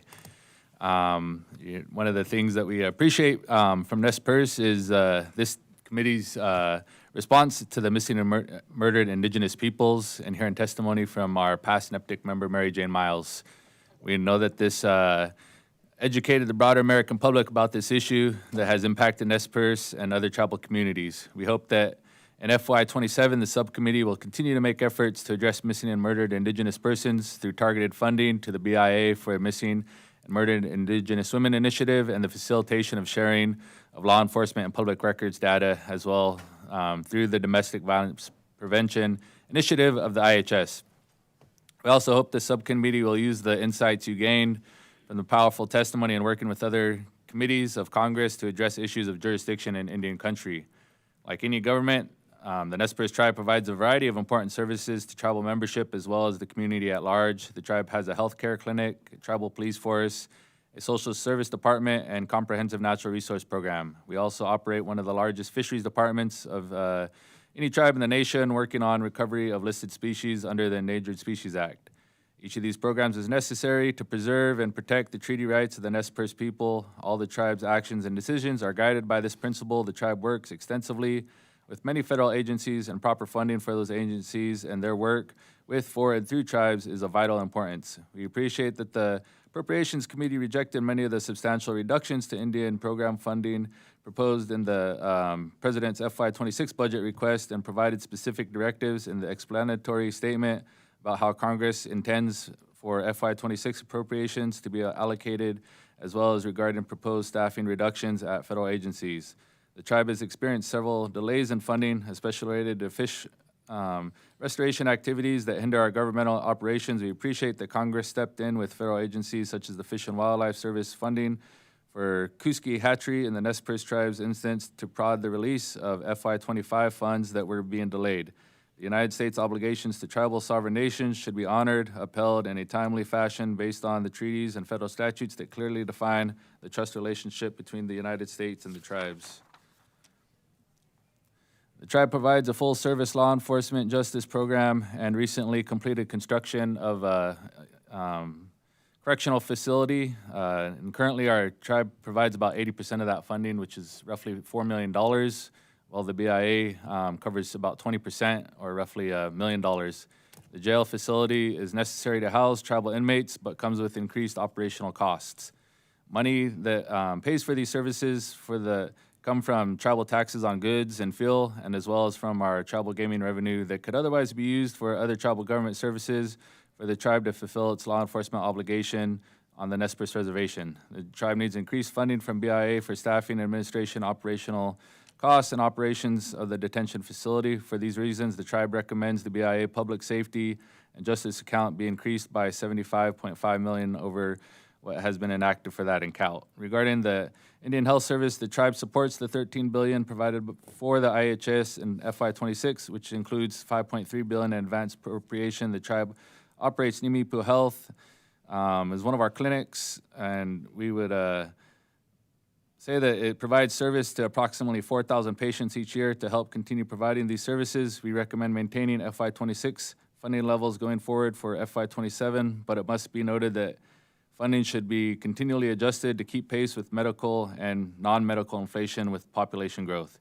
Finally, the tribe operates a community development financial institution, Nimipu Fund, that is an invaluable resource for the tribe in assisting with small business development on the reservation. To aid the effort, the tribe recommends $35 million for the BIA Office of Indian and Economic Development for jobs, training, and technical assistance, support for the Indian Business Incubator grants, and support for the Native Act grant, and $25 million for the Indian Loan Guarantee Program to expand the program to incentivize banks to finance projects in Indian country. We appreciate your consideration of the tribe's recommendation for public safety and health funding, as well as our request to properly fund other areas such as economic development and for the EPA and the Forest Service. Katsiaya, I just want to again thank you for this opportunity, and it's been an honor. Thank you, Eston. Good to see you. Donna, you're next. Yeah. We could have just talked in the airport for 4 hours yesterday. Well, I tried, but you was busy reading his book. Good morning. My name is Donna Thompson, and I am the chairwoman of the Fort Hall Business Council, the governing body of the Shoshone-Bannock tribes. And first, I want to thank Chairman Simpson and this subcommittee for your efforts to help Indian country. And it's also an honor to see Chairman Cole here today. So today I will focus on 1, advance appropriations and mandatory funding for IHS and BIA, the IHS realignment and hiring, and BIA staffing and services. The tribes appreciate that you have included advance appropriations for IHS over the past few years. As we saw this fall, was very much needed. I've got my paper screwed up here, you guys. This provision is critical to maintaining operations, and we request that this continue. We also request a similar provision for BIA. Although advance appropriations for IHS is key to upholding the trust responsibility, the larger issue remains the annual discretionary appropriations for health care that is still less than 50% of the level of need. As a result, the Indian health system relies heavily on Medicaid to make up this shortfall. Approximately half of our tribal members on the reservation are enrolled in Medicaid. However, this reliance on Medicaid has several problems. First, the federal government has a trust responsibility to provide health care, but Medicaid is run by states who do not have a trust responsibility. As a result, tribes in different states face different rules for eligibility, services, and benefits. This forces tribes to negotiate with states for health care, and these days there is pressure from Congress and the state of Idaho to limit Medicaid spending. Funding for IHS should be made fully mandatory to truly uphold the trust and treaty responsibilities. CMS should work directly with tribes, not states, on health care funding. Turning to IHS realignment and hiring, IHS proposes centralizing administrative functions and shifting other functions to new regional offices. However, we are deeply concerned that while IHS is focused on realignment, It is failing to address basic issues like hiring that would actually improve services. With a 35% vacancy rate, it is critical that IHS fix the broken hiring process. The lack of providers is a huge problem. The hiring process takes too long. Job candidates can't wait months as IHS reviews applications. They move on to other jobs. Further, more effort must be made to retain providers. The loss of even one doctor, dentist, or nurse can have a massive impact. We request the subcommittee conduct oversight to ensure that IHS is focused on actually improving healthcare services in Indian country. Finally, BIA staffing. Last year, the BIA carried out 2 deferred resignation programs, resulting in more than half of the employees leaving our already understaffed Fort Hall agency, causing significant disruptions, especially with realty and probate. Our agency remains short-staffed with just 6 of 17 positions filled. Deferred resignation programs carried out in the name of efficiency have only resulted in less capacity to provide basic services. This is extremely frustrating for our tribal members. Many have received late lease payments or have not yet received lease payments. Tribal members rely on these payments to put food on their tables. I hear from tribal members daily about this. Despite recent department efforts to prioritize the probate backlog, the BIA has not hired anyone to address these issues, and there is a lack of judges to resolve the cases. Currently, we have a 5-year backlog in probate cases, which equals to about over 200 cases. We need more people working at the department to work on probate and leasing issues. We also request oversight on how the BIA can approve these services to the tribe. Thank you. Thanks, Donna. Chief? Mr. Chairman, Ranking Member Chairman Cole's honored to meet you.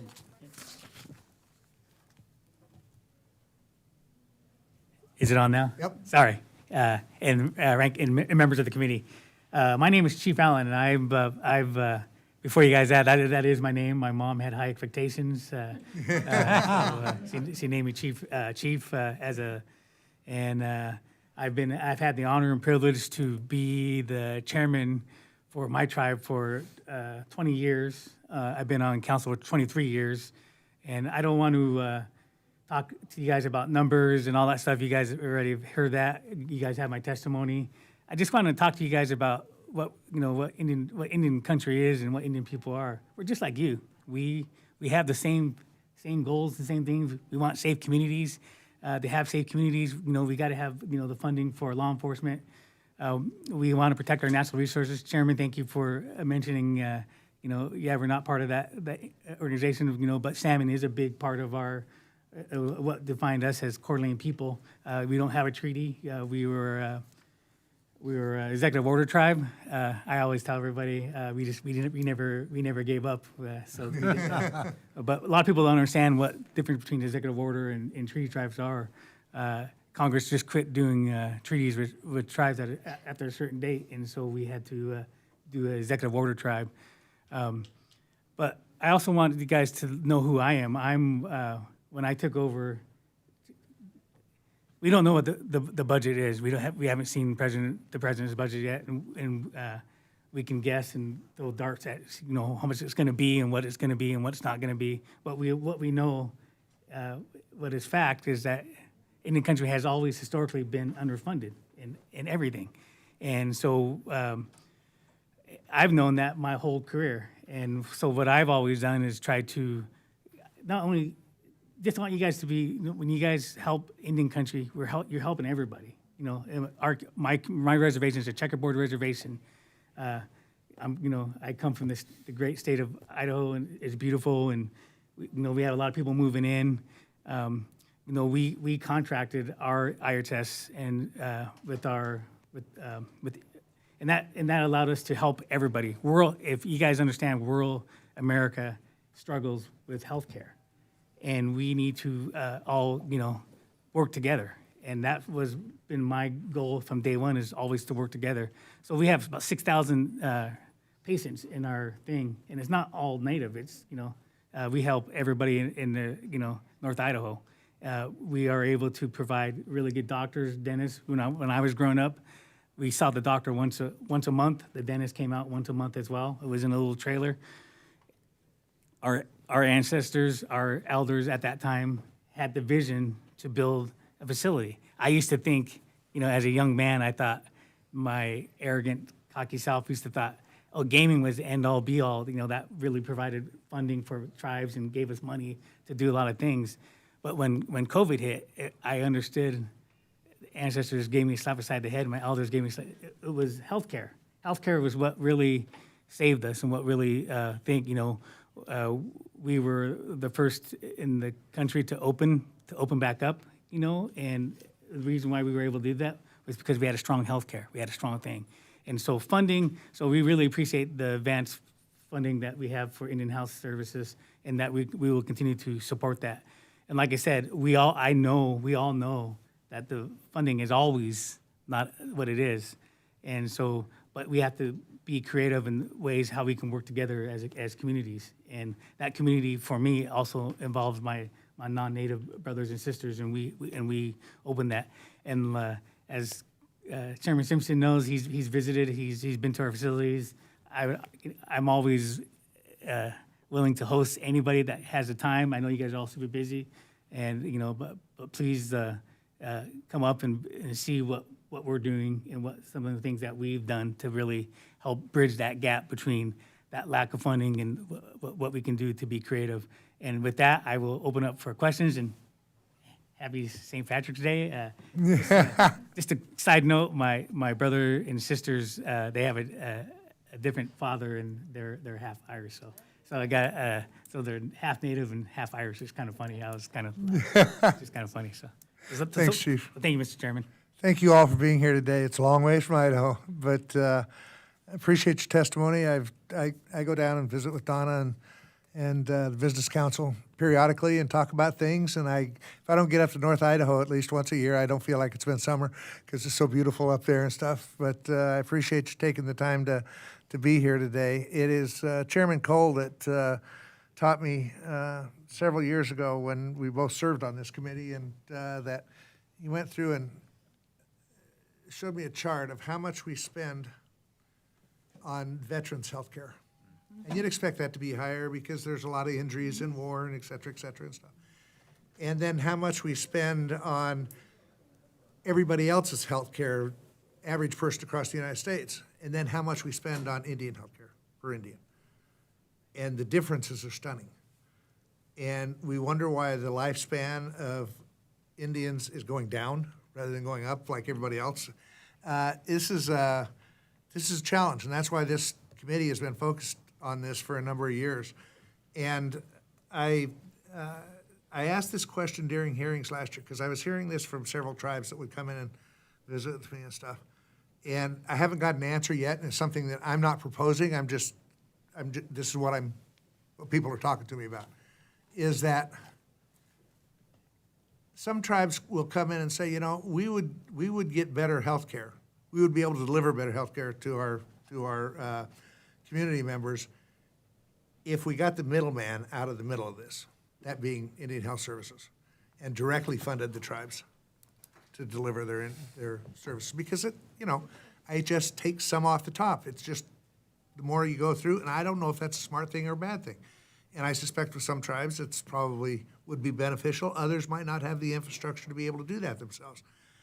But it's something that I would like the tribes to look at and see if it makes sense to do something like that and what it would take to do it. But I agree that the advanced appropriation, as you know, it was recommended that we not do that in the last appropriation process. I know Shelley fought very hard for that when she was chairman of this committee and got it done. We're not going back on that. But we need to make it mandatory funding. I think Indian Health Services is the only healthcare program that is not mandatory funding in this program, or health services delivered by the federal government. You mentioned the number of tribal members in Fort Hall that get Medicaid. That I know the state of Idaho is looking at cutting back because they have a budget problem right now. They're looking at cutting back on Medicaid. They're looking at cutting back on the Medicare expansion program and other things. How's that going to affect your members? Affect us very deeply because, as I mentioned, over 50% of our tribal members are on Medicaid and rely on Medicaid, and so does the IHS to help fund their program, relies on that as well. So it would impact us very deeply because it's programs that are very much needed not only by our community, but Idaho as well. Behavioral health, you know, we all have those problems in our communities, and, you know, by cutting those, we're looking at, you know, having some not so good things happen in our community. So we need to really keep those home health care. Many of our elders depend on that, not just on Indian reservations, but everywhere, you know, in the state of Idaho. So cutting Medicaid would really impact us. Okay. I was glad we were able to get the Kuski fish hatchery issue solved. Sometimes when new people come into administration, they do things that they don't know the impact of in the long run and stuff. So I was glad we were able to work that out. And you can't do a fish hatchery and fund it 3/4 of the year. It's just kind of crazy. Anyway, Ms. Pingree? Great. Thank you all for being here. It's wonderful to see everyone from the Idaho tribes. We know how much the chair works closely with you and thinks, you know, about the importance of his home state. So I'm glad that you have a real champion there, and it's good to hear some of the issues that you're all here to share with us. And Chief Allen, thank you for Chairman Chief Allen. Love that name. We have a young man in our town whose mother named him King, and his last name is Arthur. Go figure. My children have many things they're angry about, but luckily I didn't misname them. No, but I think Chief Allen is an appropriate name and wonderful, and obviously you were destined to this role. So thank you for sharing that story with us. And I really did appreciate, often we hear that, but just emphasizing once again about how tribes impact rural communities around them and the great benefit that you provide. And when you're underfunded, it just makes it that much more challenging for rural communities. And I represent a very rural state in Maine, and we know how important it is to have input into the rural economy. So thank you for that. And Chairwoman Thompson, I'm glad the chair picked up on that because I think that is really critically important. I'm also very worried about what will happen when these Medicaid cuts kick in. But already, as you mentioned, there are so many issues because we've gotten very dependent on having tribal members be covered by Medicaid. And I don't know how we should be thinking about that in this year's appropriations cycle, but if there's ways we could write some language in there to help protect that, you know, whatever we can do to sort of prevent disaster when there's suddenly a huge pool of unfunded people, because it's been a benefit in a sense for us to not have to provide so much for IHS if people are funded through other ways. But if there's a moment that this is going to be a cliff, or if it's already an issue, or if it's something to do with how you work with CMS, you mentioned that. Anyway, I just hope we can continue to talk about that as we move on. We will have IHS before us. I don't know if we have BIA before us, but I think we should also be talking about the many vacancies that were created last year and just getting a real accounting of what has been. Sometimes there were vacancies created because we didn't need that position, but I think the majority of them were retirements or probationary people who really were important, and I know it's been hard to fill those positions at BIA, so that's an important point for you to bring up, and thank you, too, for being here. It's really been very beneficial to hear your testimony. Thanks. Thank you. Mr. Chairman? Again, I want to join my colleagues. Just thank you for being here. It's helpful. I never can see that light. Okay, I know, that's neither better. can I. It's very hard to see. So thank you for your testimony. I can assure you, I think I made this statement last year, whatever the presidential budget says, this committee will not be eliminating advanced funding. It's just not going to happen. It's a bipartisan commitment. We worked very hard. Ms. McCollum was here earlier, and as the chairman pointed out, Ms. Pingree's worked hard on this, and he's worked hard on this. And I didn't think we were going to need it so quickly. Yeah. That's right. But last year's shutdown is a critical example of why we are not going to touch that. So that is going to stay in place regardless. And we will, try. Look, we all realize this system is underfunded, and I think it's largely underfunded. And Mr. Simpson made this remark that it ought to be mandatory. Indian Health Service is older than all the mandatory programs we have. And I think it was just sort of out there on its own. It was one of the few areas the federal government actually had an obligation to provide health care because of treaty and trust responsibilities before Medicaid, Medicare, and all those programs. So it never got pulled into the system. That's something I think we should look at because it's, I don't know how you get there given the size of the budget and the range of responsibilities this subcommittee has, although it's done pretty valiant efforts to do things. And, I'm very fortunate. My tribe has a lot of outside income, so we contract and then we add money on top of. Not every tribe has the opportunity to do that. And so our health care is actually very, very good, but it's because it's not all provided by the federal government. It's because we have additional income. And there are, some programs that actually help you in terms of if you'll build the facilities, the federal government will start funding, et cetera. Again, we have the ability to take advantage of that. Many other tribes do not. So there's inequities built into the system. I do think Secretary Kennedy has made some interesting proposals about making extra money available for infrastructure in hospitals. And we'll see if he can do that. I certainly would be supportive of it. And we'll see what else we can do. But this healthcare challenge isn't going away. It's going to take long-term, sustained effort. This committee has done that. I think it's steadily increased, healthcare expenditures, but we're so far behind. And again, the demands on this budget outstrip the size of the budget. That's just the truth. So we'll continue to work on this, try and make progress. But the other challenge we have here is getting the personnel we need to a lot of these facilities.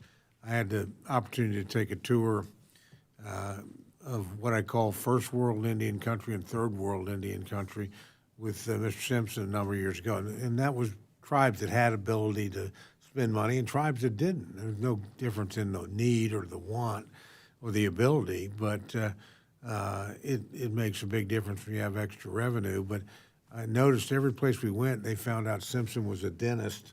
They wanted him to retire from Congress, and they would hire him immediately. Had job offer after job offer out there. So I'm not worried about your retirement. I think you're going to be okay. But again, those kinds of things are hard to get in remote localities and hard to retain. Housing's an issue as well. Folks have to have housing near where they're going to work, and sometimes that's not available. So you get such incredible turnover at a lot of these facilities, it's hard to get continuity in care. So anyway, thank you for being here and advocating. We will do the best we can, but I will assure you, advanced funding will not be in jeopardy, no matter what the president's budget says when it rolls out, probably later this month. Yield back. Josie? Thank you all again for being here. I know how hard it is to get here from Idaho. I do it every other weekend or something like that. Sorry, Mr. Chairman. One last, you posed a question, and I just kind of wanted to, not all tribes are the same, and, it is a double-edged sword, but under my tenure as chairman, I welcome cutting the middleman out of the thing, and just like, Idaho just was recently awarded $185 million for rural health, that kind of stuff, that would really help Indian country, cutting the middleman out, letting the tribes, control their own destiny and do that. And that's what Coeur d'Alene has done. And I've been very blessed to really move in that direction. Like Chairman Cole said, not all tribes are equal, and some have the resources and some don't. And, but like I said, I think it really, if you take that parental, way of thinking out of the mixer, I think it would be very helpful because the Indian country has become more and more sophisticated. So. Can I make a point there? Go ahead. Actually, toured some reservations. Actually, it was the same trip I was talking about when Mr. Simpson and Mr. Cullum was on that trip. And some of the tribes we visited did not want to get out of IHS. Because I asked that question everywhere I went. Why aren't you running this yourself? We made that decision as a tribe back in the 1970s. And it was before we had gaming revenue and a lot of other things have helped us. And our head of our medical system at the time, who's now the longest-serving chief in our history, Governor Anatobi, made the decision that, look, he said, it's pretty simple. He said, a lot of our own people wondered whether or not we could do it, but nobody looks after your own people like your own people.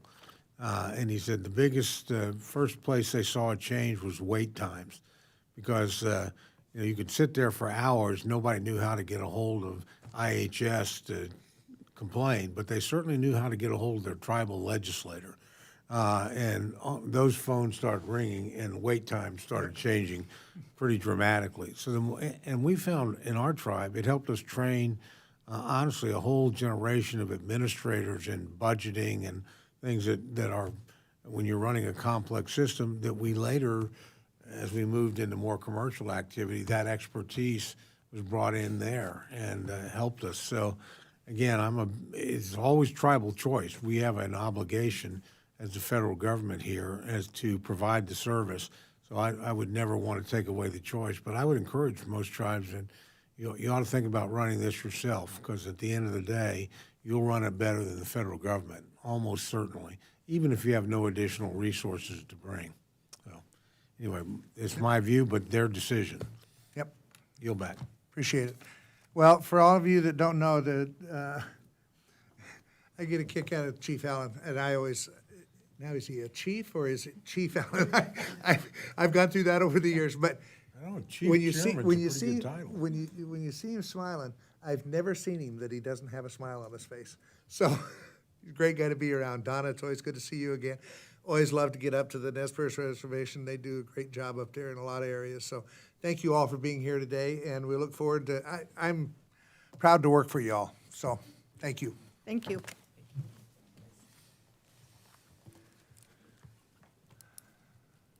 Tom, Tony.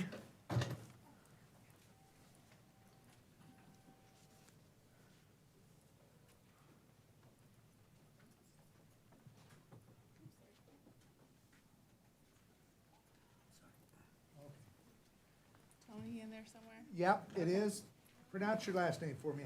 Satok Satok? Mule.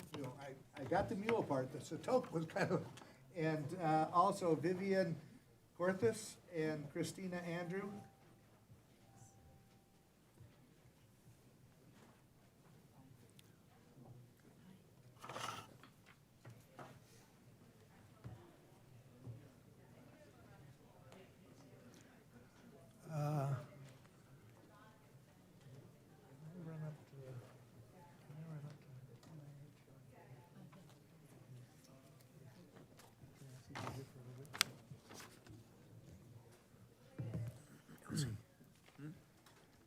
Yes.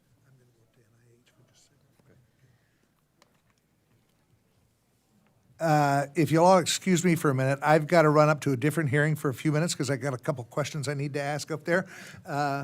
Mr. Elsie is going to take over the chair here, so I appreciate all you being here today. Dr. Tony, you're first. You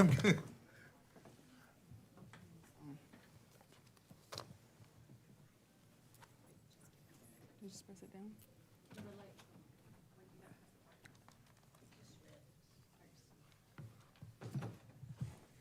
Okay. Well, good morning. Esteemed members of the committee, my name is Tony Satok Mule. I'm a citizen of the Kiowa tribe and currently serve in the role of Executive Director of the Kiowa Education Agency. I'm here today speaking on behalf of the Kiowa Executive Branch and at the request of our chairman, David Paddle-T. Sullivan. I'm here to be a voice for Kiowa students of all ages and share about our essential needs within the Kiowa tribe and the Southern Plains region as a whole. Today's hearing provides a way for tribal nations, no matter how large or small, to exercise tribal sovereignty, reaffirm the federal trust responsibility, and honor the firm foundation of treaty law as supreme law of the land. Securing and prioritizing funding for the Department of the Interior and all related agencies are not only foundational, but are dollars well spent that meet some of the greatest needs and dire conditions that exist in our country. These critical funds make a difference to real people like myself and the students that I serve.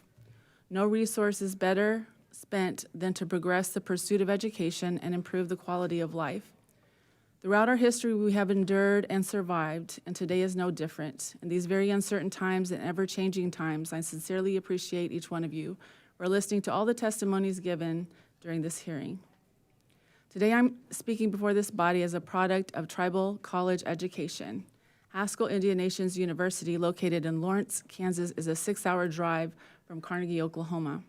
Today, Haskell prepares Native students for career paths and leadership roles, but not at the expense of Native identity. In tribal colleges, our identity is a strength, not a weakness or a challenge that hinders academic success. When I entered Haskell, the only educational experiences that I carried with me were in mainstream public schools. That is very common for many. By that time, I only knew what it felt like to be unseen, unheard, outnumbered, small, and excluded. As a child, I could not articulate the imbalance of power and the marginalization that was so evident to me. Our Kiowa Education Agency is located in Anadarko, Oklahoma. That is the home of Riverside Indian School, which provides a safe and quality education for so many students in need. To the people who work and teach there, and for the students that attend there, it is much more than a school. It's a family. Also in the town of Anadarko, our Kiowa Education Agency serves children and youth. From our babies that enter childcare so parents can contribute to the workforce or pursue education. Our Johnson O'Malley and Youth Leadership Development Program promotes academics and leadership development. We have Kiowa students in schools all across Oklahoma and the United States. We celebrate their achievements and create protective factors to support and encourage them. Our higher education, vocational training, and job placement training helps facilitate self-sufficiency among our Kiowa citizens. Who understands our students' challenges? Many challenges originate from a history marked by land displacement, resource exploitation, and war. The implications of our shared history manifest every day in the social problems that we all witness and experience in Native communities in the form of poverty and violence. Despite all of these things, our students seek knowledge, armed with possibility, and desire to make a difference for themselves, their families, and the tribal nations that they inherently represent. American Indian educational programs and institutions have been affected most recently by drastic propositions and abrupt cuts in funding. Programs that primarily affect Native students have been subject to arbitrary moves, changes, and consolidations with no meaningful tribal consultations to guide these actions. To our Native students, this feels like a direct threat to the future of our young people everywhere. Our students are persistent, hardworking young people who dare to aspire to something greater. Many demonstrate mighty resilience, and against many odds, they contribute and continue to pursue their studies under a constant cloud of insecurity. It is very difficult to conceive that education of any matter could be a target. We must safeguard the BIA and BIE systems that have the potential to right so many wrongs in the history of American Indian education, including the boarding school era, which separated children from families and their parents and disrupted our ability to transmit language and cultural knowledge. The only path for tribal self-determination is education. Unfortunately, I don't sit on the Appropriations Committee. We must inform others who have the power to protect our students, our teachers, and our learning institutions. Advance appropriations and increased support for BIA and BIE fuels educational opportunity. It is because of these vital programs that I sit here today fully equipped to confront the educational challenges of our people. the infrastructure needed to grow the capacity of each tribal education department or agency, also called a TED or a TEA, is crucial in our educational journey. The role of TEDs assists and eases navigating the intersections of local, state, and tribal education agencies to remove barriers. The core values of persistence, strength, and purpose that are instilled through Kiowa wisdom have guided my steps from the Kiowa headquarters on the Southern Plains in a small town known today as Carnegie, Oklahoma, to the front steps of the Rayburn Building here in Washington, D.C. Like many of our Kiowa leaders of the past, we make this journey to assert ourselves as the indigenous people of the very land that we stand on. The mission and work of the Bureau of Indian Affairs and the Bureau of Indian Education are not DEI. We affirm the government-to-government relationship. We acknowledge that the basic and fundamental provisions of education and healthcare were of primary importance in binding treaties signed by our ancestors, which established the Federal American Indian Trust responsibility. So today, I present this oral testimony before you as an example of educational opportunity afforded through resources appropriated to the Bureau of Indian Affairs. At times, the decisions that we make have impact that we never see in our lifetime. The mission and work of the BIA and the BIE can and does make a difference in the lives of Kiowa citizens every day. I want to extend my appreciation to the subcommittee for allowing me the time to present testimony in support of program funding that is so critically important to Indian country. And in the Kiowa language, we say aho, which is thank you. Thank you, Tony. Christina. Good morning, Chairman and members of the subcommittee. My name is Christina Andrew. I'm the third chief of the Chaliang Tribal Council from Dillingham, Alaska. I appear today to ask for an exemption for my tribe from the Alaska moratorium. The moratorium bars Indian Health Services from contracting directly for the delivery of services with tribes in Alaska that were not already contracting prior to 2006. The non-contracting tribes are instead served by regional intertribal healthcare entities. Our regional entity is the Bristol Bay Area Health Corporation. BBHC provides healthcare to 28 tribes in the Bristol Bay Area. Chaliang is the largest user population in the region, over 30%. Under the current moratorium provision, only BBHC can compact for the delivery of healthcare in Bristol Bay region. At BBHC's inception, our tribe supported BBHC with the understanding that as the largest tribe of this intertribal organization, we would continue to have a strong voice in healthcare matters while also improving the quality of healthcare for the entire region. However, BBHC has now created an organizational structure that freezes out Chaliang from any decisions related to the delivery of healthcare in our community. Specifically, BBHC has a 28-member board with only one seat designated for Chaliang, but BBHC created a 9-member executive committee which does not include any representation from our tribe. This executive board makes all operational decisions for BBHC. Thus, Chaliang has no voice over how the hospital or clinic intended to serve our members delivers health care. When Chaliang expressed concerns in the past, BBHC took action that negatively impacted our people. At one point, BBHC issued a directive that Chaliang tribal members were not to be provided care by BBHC. Thankfully, this directive was reversed, but BBHC continues to stifle criticism and concerns.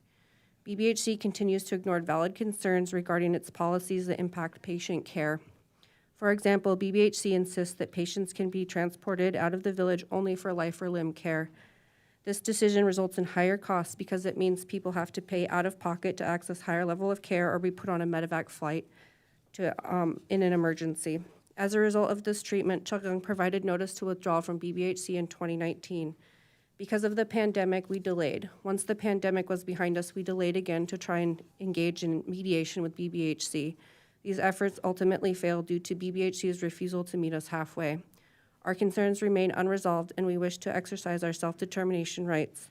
Our impending withdrawal means that IHS is going to have to find a way to deliver health care to Chaliang. This likely means IHS will have to enter into a cumbersome FAR procurement agreement with Chaliang or another provider, with none of the protections afforded to tribes under the Self-Determination Act. In the 21st century, we should have the right to contract for this health care just like any other tribe in the lower 48 and other places in Alaska. Chaliang's capacity to deliver quality health care has grown. We have developed an excellent behavioral health program thanks to one-time COVID funding. By contracting for our share of IHS behavioral health funding, this small program could vastly expand to better serve all qualified Alaska Natives living in the Dillingham area. Substance abuse has been tragic in our community, and no family has been left untouched. Without access to any IHS resources, we will not be able to sustain this program. Beyond behavioral health, we are confident that we could undertake many other outpatient services in a way that better serves our members. But our tribe needs to control our local services and resources like tribes in the lower 48. We ask that you support an additional exemption to the current moratorium so that our tribe has the maximum options available to design healthcare systems that provide the best quality care. Right now, Eastern Aleutian Tribes Incorporated, the Council for Athabascan Tribal Governments, and the Native Village of Eyak are exempt. Moreover, all tribes that were contracting before the moratorium was enacted are exempt. Thus, we are asking Chuggang Tribal Council be carved out too so we can move forward to improve services for our community. Thank you for our plea. Thank you, Christina. Vivian, it's good to see you again. Morning. It's good to see you. I thought I recognized you. So good morning, everyone. My name is Vivian Corthius. I serve as the Chief Executive Officer for the Association of Village Council Presidents. Our headquarters are located in Bethel, Alaska. Before I continue with my presentation, I'd like to recognize our chairman who is sitting in the audience. His name is Thad Tikyun, and both of us flew in from Bethel, Alaska, early this morning. Chairman, ranking member, and members of the subcommittee, thank you for the opportunity to submit testimony and written statement for the record regarding the Tuahi Initiative and related social services and Indian child welfare ICWA program investments that support tribally driven, family-centered services. Tuahi began in 2015 with a simple, practical idea: organize services around families rather than leaving people to navigate disconnected systems. Tuahi has since evolved into a whole-of-government framework. The framework operates at the federal, state, and tribal levels, which helps tribal nations align programs, reduce duplication, fill service gaps, and improve outcomes for children and families. Over the past decade, 6 original pilot tribes helped design, implement, and refine Tuahi, documenting lessons learned and demonstrating the benefits of family-centered coordination across social services, ICWA, and related programs. AVCP is one of the original 6 demonstration sites and was the only site in Alaska with that designation. AVCP is the largest tribal consortium in the nation, serving 56 federally recognized tribes across the Yukon-Kuskokwim Delta in western Alaska. Our tribes are located in 48 villages in a service area roughly the size of the state of New York. Our communities are off the road system and accessible only by plane, boat, or seasonal ice, road, or snow machine routes, making service access and any coordination uniquely complex. From 2005 to 2015, AVCP experienced enormous program growth without parallel investment in administrative infrastructure. By 2015, AVCP managed 157 open grant streams, supporting 26 programs, largely siloed by funding source, and with no true organizational infrastructure to sustain integrated service delivery at any scale. This fragmented structure constrained our ability to serve families efficiently, despite the breadth of resources flowing into the region.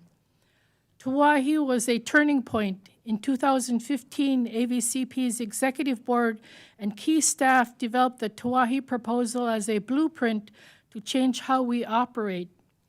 Tuahi became the catalyst that enabled AVCP to move from a siloed program model towards a coordinated, family-centered system. Tuahi provided the support and flexibility needed to do the work of organizational transformation, creating a clearing space to evaluate operations end-to-end and rebuild infrastructure that matches the scale of need across our region. Through Tuahi, AVCP designed and built a service delivery model that works for us. Our model works in extreme rural conditions in what I call extreme rural America and strengthened our ability to braid services. We align multiple funding sources and program delivery so that families experience a clearer, more navigable pathway to receive the services that they need. Tuahi supported AVCP's development of an integrated service delivery model with healthy families at the center, shifting the core question of how do we satisfy the grantor to how do we best service our tribes and tribal members. This shift enabled AVCP to recognize and re-engineer programs into a structured framework that improves access, reduces duplication, and expands services at the village level, not just for our families and children, but for all our clients. We went beyond just focusing on families and children and applied this strategy across all AVCP program delivery to form a strong foundation in which today we stand. Just as importantly, Tuahi helped AVCP build and deploy quality improvement as an operating discipline, supporting phased organizational change, including right-sizing and growing administrative capacity, building a braided division structure, and advancing toward wraparound village-level delivery and community safety. This quality improvement approach allows AVCP to continuously refine how we deliver services across a large remote region while maintaining accountability to tribes and families. Our asks today are three: increase the funding for Tuahi so that demonstration sites have parity with the original pilot sites. Second is to provide resource for continued innovation under the Tuahi model. And third is to preserve Tuahi and make it permanent. While I just have a little bit of time left, I want to say that over the past 10 years at AVCP in Western Alaska, we've experienced many challenges. If we did not have Tuahi funding to really create that service delivery model, that we couldn't even pivot to COVID, to the salmon crash, to the Arctic typhoons, because those are the villages that were hit in our region, and other challenges, including the public safety crisis that we are now experiencing. One of my requests to this committee is to take a look at the GAO report on public safety, PL 280 states, and really take a look at how we can deliver better services to our regions across Alaska. And I want to specify, during the Arctic typhoons in our region, we had 25 villages along the Bering Sea coast that were in the pathway of a second storm that they told us that was coming. Those 25 villages only had 4 village public safety officers. What that means is that there were only 4 incident commanders in those 25 villages. So we are operating at a real desperate situation in our region under PL 280, and we want to take this opportunity to utilize the 40 years, 35 years of experience of contracting and compacting that the All Alaska Compact in Healthcare has provided, because as the chairman who left for another meeting said, that tribes learned from contracting and compacting, and we're applying those 35 plus years of experience to other arenas, including emergency response, public safety, family-centered services, and other services that we're developing based on the model that we've created in our region under the Tuahi Demonstration Project. Thank you. Thank you, Vivian. Chairman Cole. Thank you very much. Number one, thank you for your testimony. Doctor, if I could start with you, I assume that the great majority of Kiowa students are in the public school system. Is that correct? It's hard to check that light. It really is. Get used to that. Yes, that's correct. And what are the programs, in your experience, that are the most helpful to them, supplementary type programs like Johnson O'Malley or whatever? Yeah, I think Johnson O'Malley and Title VI are critical programs for our students in the public school system because sometimes they are the vast majority, as you know, especially in metropolitan areas and things like that. We have a lot of students who kind of just get lost in the shuffle of things. And so their Indian education tutor, their Johnson O'Malley coordinator, whatever that position is their one connection sometimes. And that's the critical thing that kind of lifts up their cultural identity. And that really helps them in the public school system. When they have a sound self-esteem, they're able to navigate those difficult situations. Yeah, I remember now, it's a long time ago. My brother and I went to our school system, which was a public school system. We were both Chickasaw. The questions were always, are you? And if you were, they wanted you to check something. But there was never any program. They just got a little extra money. But nothing ever came to us. And same thing, we were military family, and so if you worked on base or something, there was impact aid. And that was fine. There was nothing extra for anybody. So do you have that kind of problem? Do you see people that like get the money and not use the money for the intentions as it was intended? I think that does happen. I think another thing that happens that we're finding out is that some of the smaller school districts just are not equipped, or they don't feel like there's enough impact or dollars to really go after those funds. And so that's just, detrimental to our students because they're entitled to that and they're not getting it. So what we have done is identified students in school districts, and if the school is not serving them, we're able to serve them through our Kiowa Education Agency. That's terrific. That's terrific. Christina, tell me, you were talking about, would this take special legislation to allow you to opt out of the system that you're in now, and how would that work? That's correct. It would be just adding our name to that legislation. I believe a copy was provided to you guys. And then from there, we would be able to contract according to our wishes and decide what services we'd like to pull out from BBHC. We're definitely thinking about mental health services for sure, but I think it would give us leveraging power to be able to improve services for our people. Yeah, well, controlling your own health care is a big deal. Yield back. Thank you, Mr. Chairman. Ranking Member Pingree. Thank you. I think Chairman Cole has asked a lot of the things I wanted to ask, but Doctor, I think it would be helpful, and it may be in your testimony, I just didn't go through it, but those areas that you brought up of concerns where there may have been changes over the past year in funding losses, whether it's the downsizing of the Department of Education or in scholarship funds or other places, it's very helpful for us to know the places that we've come to depend on for outside funding, outside of the Bureau of Indian Education, but other departments. And if that is disappearing, sometimes we're not as aware of it, but we can advocate for it. So anything else you want to provide to us, or like I said, if it's in your testimony, I'm happy to dig it up. But you can just think about that, and get back to us about it. Yes, we can add some more supplemental information in the written comments.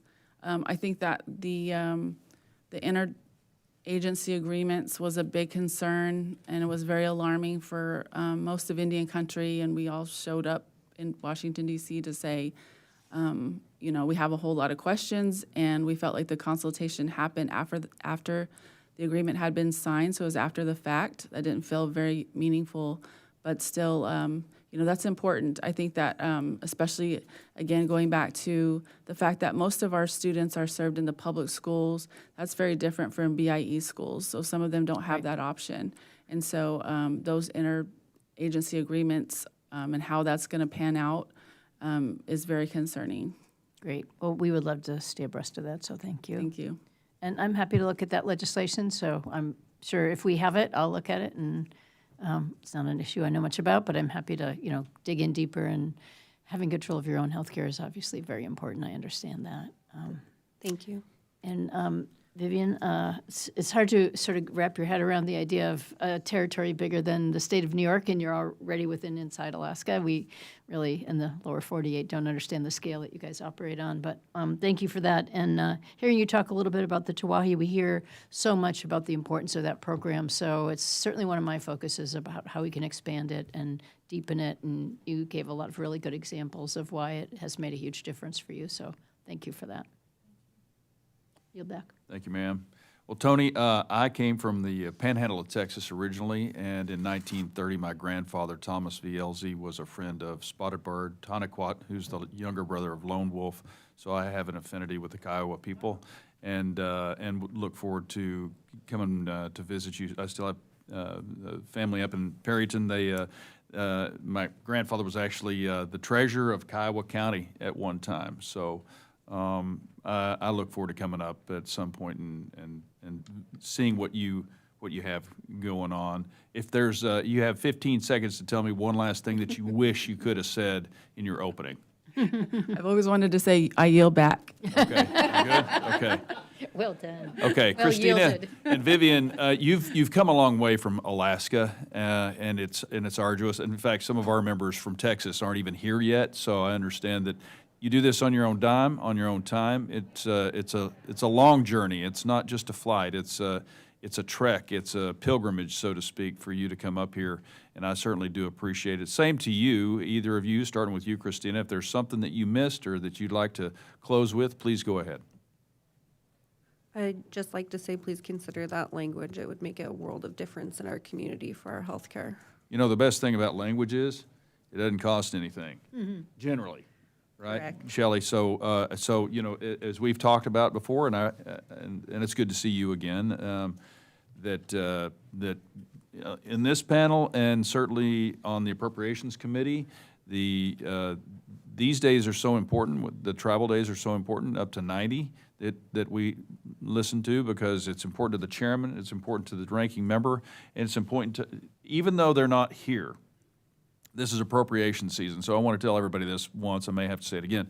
It's appropriation season. There are a number of committees that are meeting right now. One of my other committees is meeting currently, which is where the chairman went to.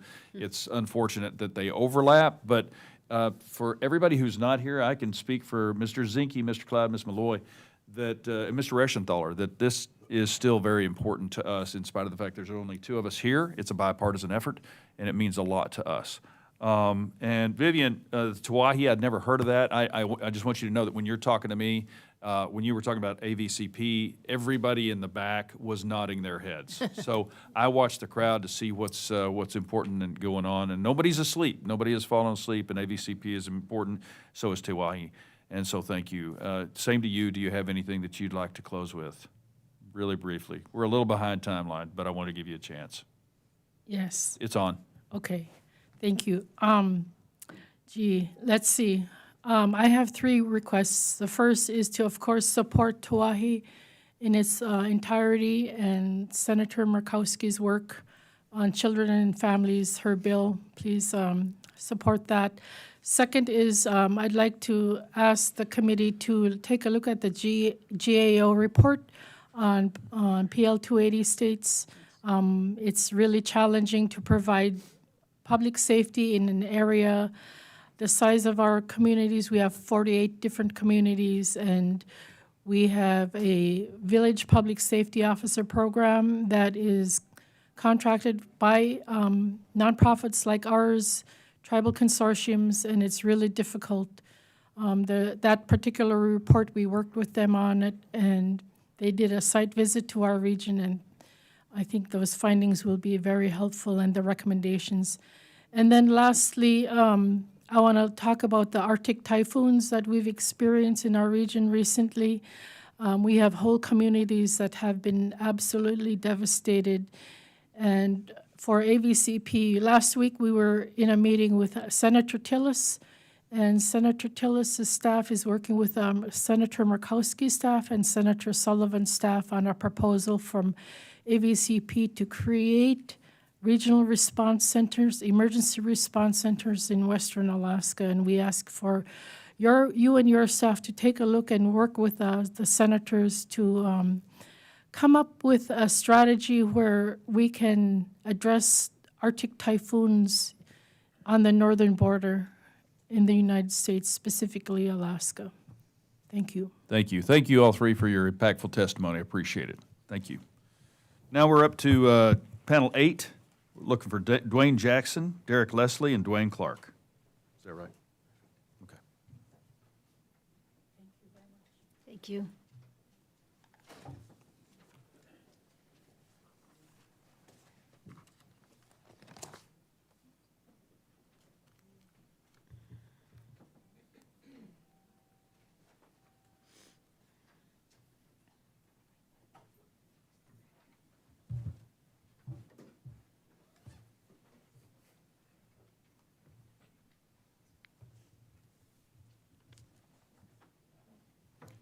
Well, we'll try to get the train moving on time again. Thank you all for being here. Appreciate you coming from Arizona. I hope the travel wasn't too difficult. So we'll start right ahead. Dwayne Clark, the floor is yours, sir. Good morning, Gamuja. Let me try that again. Good morning, Gamuja. My name is Dwayne Clark, tribal chairman of the Wallapai tribe, and send my greetings along with the tribe chairman and ranking member Pingree. It is good to see you once again, and members of the subcommittee. Thank you once again for the opportunity to testify in support of the $312 million in the Bureau of Indian Affairs fiscal year 27 budget to fulfill the United States obligation under the Wallapai Tribe Water Rights Settlement Act. Our 1 million acre reservation in northwest Arizona is arid. It has no significant surface streams other than the Colorado River and very limited groundwater resources. The tribe's wells are depletable resource, and water levels have been dropping for many years. Historically, we've relied on the groundwater wells. The first serves our primary community of Peach Springs, installed back in 1975. Now, the piping is over 50 years old. It has suffered multiple E. coli contamination events, leaving our community without water for days. The second well is on the east side of the reservation. It provides water to our ranchers, our wildlife, but it is not potable and cannot be used for human consumption. Now, the third well serves our Grand Canyon West, the tribe's economic engine, and one of the largest employers in Mojave County in Arizona. Due to the aquifer depletion, and the well has failed back in 2018. Since then, the water for Grand Canyon West has been hauled by truck to Peach Springs daily, first 15 miles, then pumped another 35 miles to the operation. Now, this is extremely expensive and insufficient, but currently our only option. Because the east side is non-potable to the Grand Canyon West and the well failed, the entire reservation now relies almost exclusively on what the single well in Peach Springs. The one thing failing in the infrastructure and the history of the E. coli contamination. When that well goes down, the reservation has simply no water. The Colorado River forms 108 miles of our boundary, the northwest boundary, but we cannot access it. It is the only feasible long-term solution for our people. That's why back in 2022, with a strong bipartisan support, Congress passed the Wallapai Tribe Water Rights Settlement Act. Now, the act secured 4,000 acre-feet of the Colorado River and authorized $312 million to build the pipeline to deliver the water to the reservation. Even though Congress has not yet appropriated the funding promised in the Settlement Act, the tribe, we've taken on that spirit of the act seriously.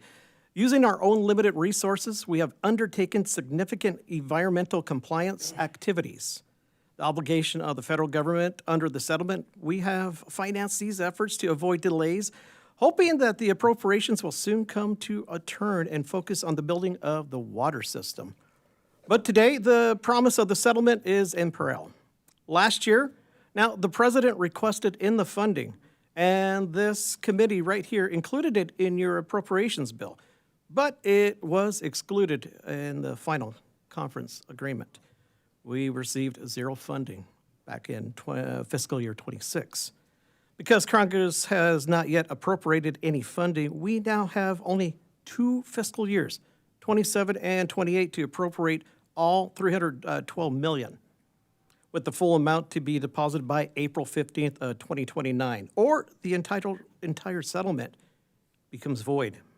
To date, only $79,000 has been deposited. Now, failure would only devastate our tribe. It would unravel this hard-fought settlement has been negotiated throughout the years. For all the parties in agreement, it would mark the first time in history that the United States has failed to meet its funding obligation under the ratified tribal water settlement. We're asking that the full $312 million this year, because we cannot know what the process will be next year. With only 2 years left, essentially no funding to date, we are coming to a serious close within the next 2 years. With that said, we would find substantial down payment acceptable, and there is a firm, reliable commitment with the appropriations for the remainder of fiscal year 28. And we stand ready to work with you. And like I said last time, please come out and visit us. See what is going on the ground. And once again, thank you. Anke. Thank you. You guys have testified? Nope. You're not? Started. Okay. Derek, you're next. I got in the middle. Welcome back. Can you guys hear me? Is this? Yep. Okay, okay. Dagote and greetings. My name is Derek Leslie. I am of the Red Horizontal people born for the Mesquite people from Turkey Creek, Arizona. I appear today as the director of the White Mountain Apache Tribal Education Department and as the chair for my tribe's health advisory board. As tribal education director, I oversee programs supporting education and career pathways, including the Adult Vocational Training Program, Adult Education, Office of Higher Education, Johnson O'Malley, and the Vocational Rehabilitation Programs. The VR program is essential for tribal members with disabilities, helping them access education, training, and employment opportunities. These programs require stable, predictable federal funding and statutory protections like informed choice and due process. Any changes to funding, grant administration, or oversight could directly harm individuals with disabilities who rely on these services. We urge Congress to maintain continuity of funding and to preserve Rehabilitation Act principles while respecting tribal sovereignty and federal trust and treaty obligations during and after changes in administration of funds as proposed in the interagency agreement between the U.S. Department of Education and the U.S. Department of Interior. Regarding the Johnson O'Malley program, we appreciate passage of the Modernization Act and updated student count. However, funding history shows a long-term decline in per-pupil support.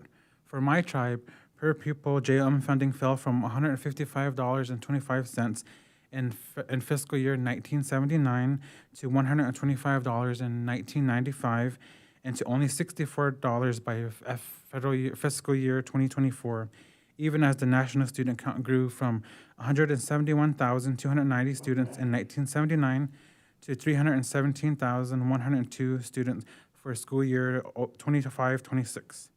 More students are served per pupil, but funding has steadily decreased. To maintain our per pupil investment from 1979, it required approximately $49.2 million for JOM programs. Without increased appropriation, contractors will receive less funding while serving more students. We support the National Indian Education Association and the National Congress of American Indians in calling for increased JOM funding. Impact Aid is a critical funding stream for the White River Unified School District. Because much of our land is federal trust land and not subject to local property taxes, delays or reductions in Impact Aid directly affect classroom resources, staffing, and services for our Apache students. We urge timely and full funding. School facilities in the Bureau of Indian Education system remain a serious concern.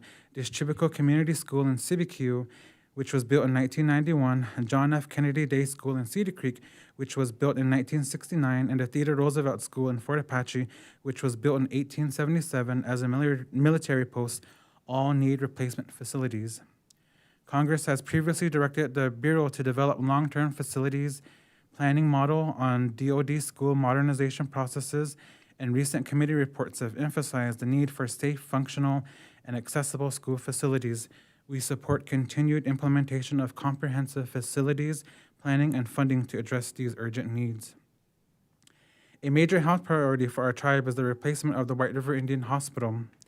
The current hospital, completed in 1979, is outdated and cannot adequately support modern healthcare delivery or expanding medical technologies. The Indian Health Service Healthcare Facilities Construction Priority List, developed in the early 1990s through tribal consultation, ranked our hospital replacement. We thank the committee and Congress for allocating final appropriations for our new hospital. We expect to break ground later this year. In closing, our federal trust and treaty responsibilities require that tribal communities receive predictable, adequate funding for education, health, and disability services. Please support stable appropriations for tribal vocational rehabilitation, increased funding for Johnson O'Malley, timely impact aid, BIA school modernization, and construction for the White River Indian Hospital. Thank you for your time and consideration. Thank you, Derek. Dwayne?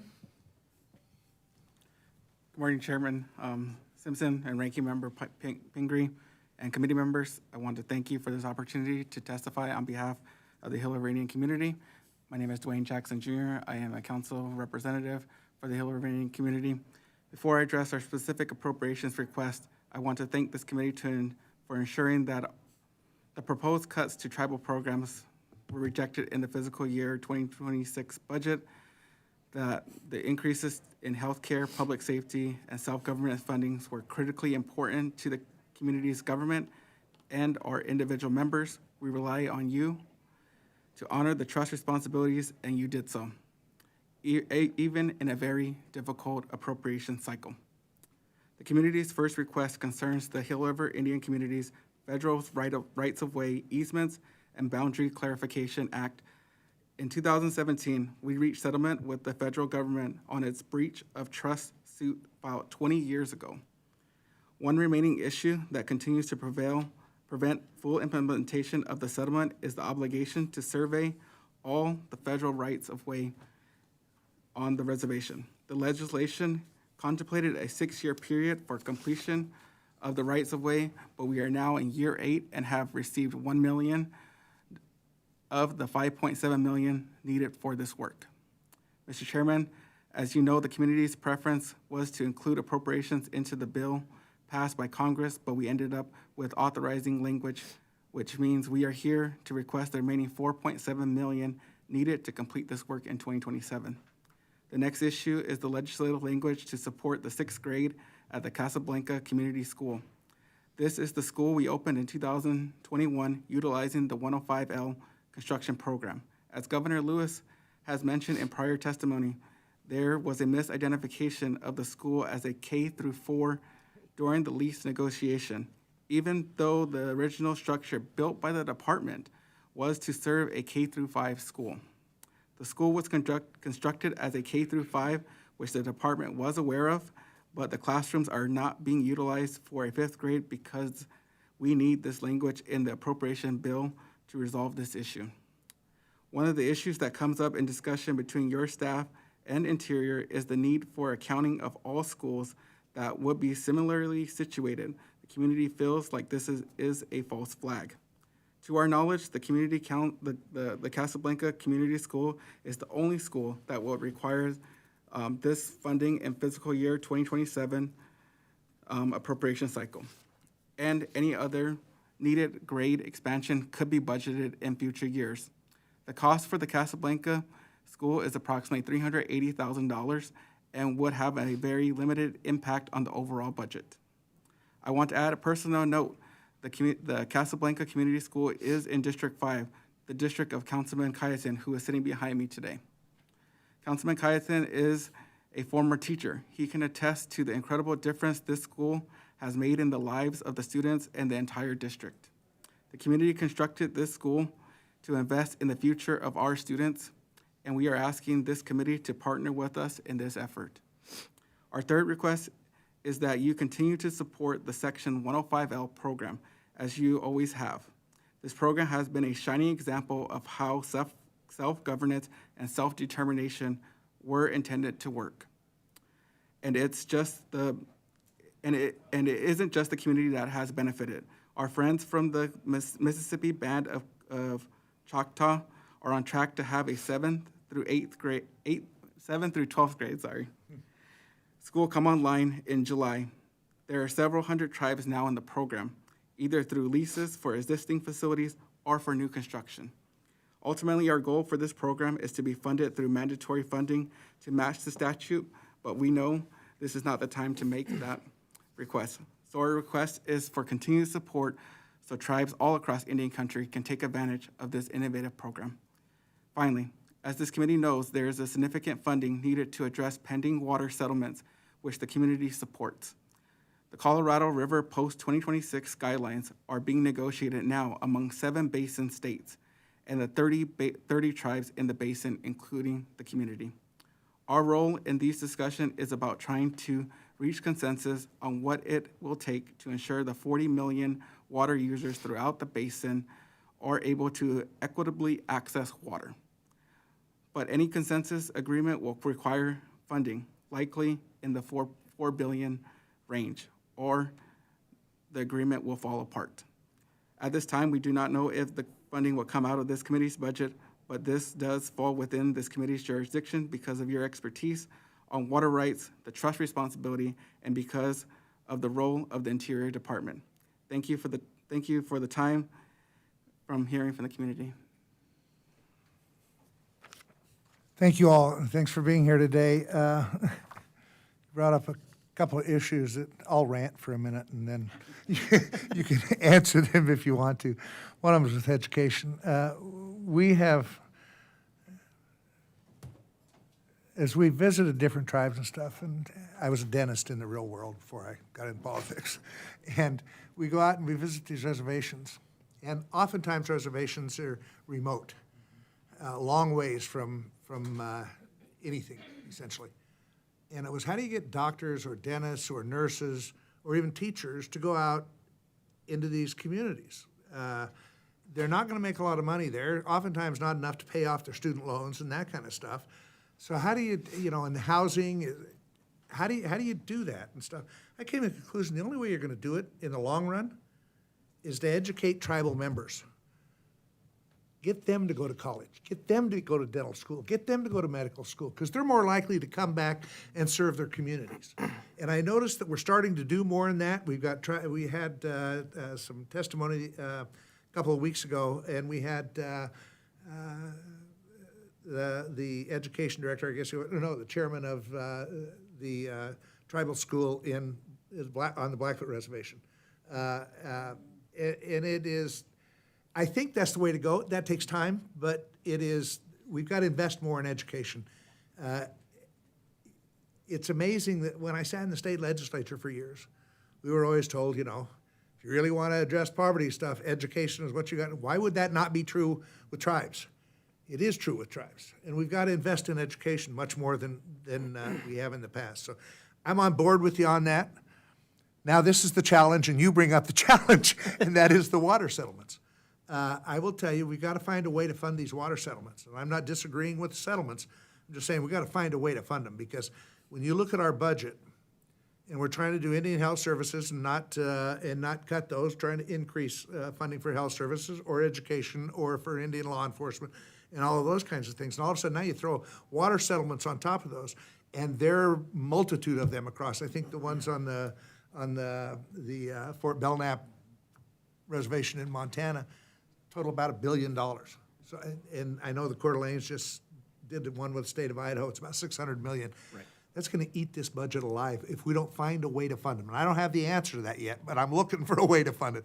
I don't know why it doesn't come out of the judgment fund like every other judgment does against the federal government and stuff. But that's more complicated to get done than you would think. But it's something that we're working on. But any help you can give us on a way to get this done, if we actually funded the water settlements as we should, we'd probably have to double the interior appropriation. I don't know if that's an accurate number or not, but it would be substantial. So I agree with what you're saying. We got to find a way to do it. But on the Colorado River, I've done some reading and research on the Colorado River, and the problem is we've over-appropriated that basin for, years ago when they decided that there was going to be an upper basin and a lower basin of states. And they decided at the time that there was 18.5 million acre-feet of water that went down the river every year. And people told them at the time, no, you're looking at the good water years.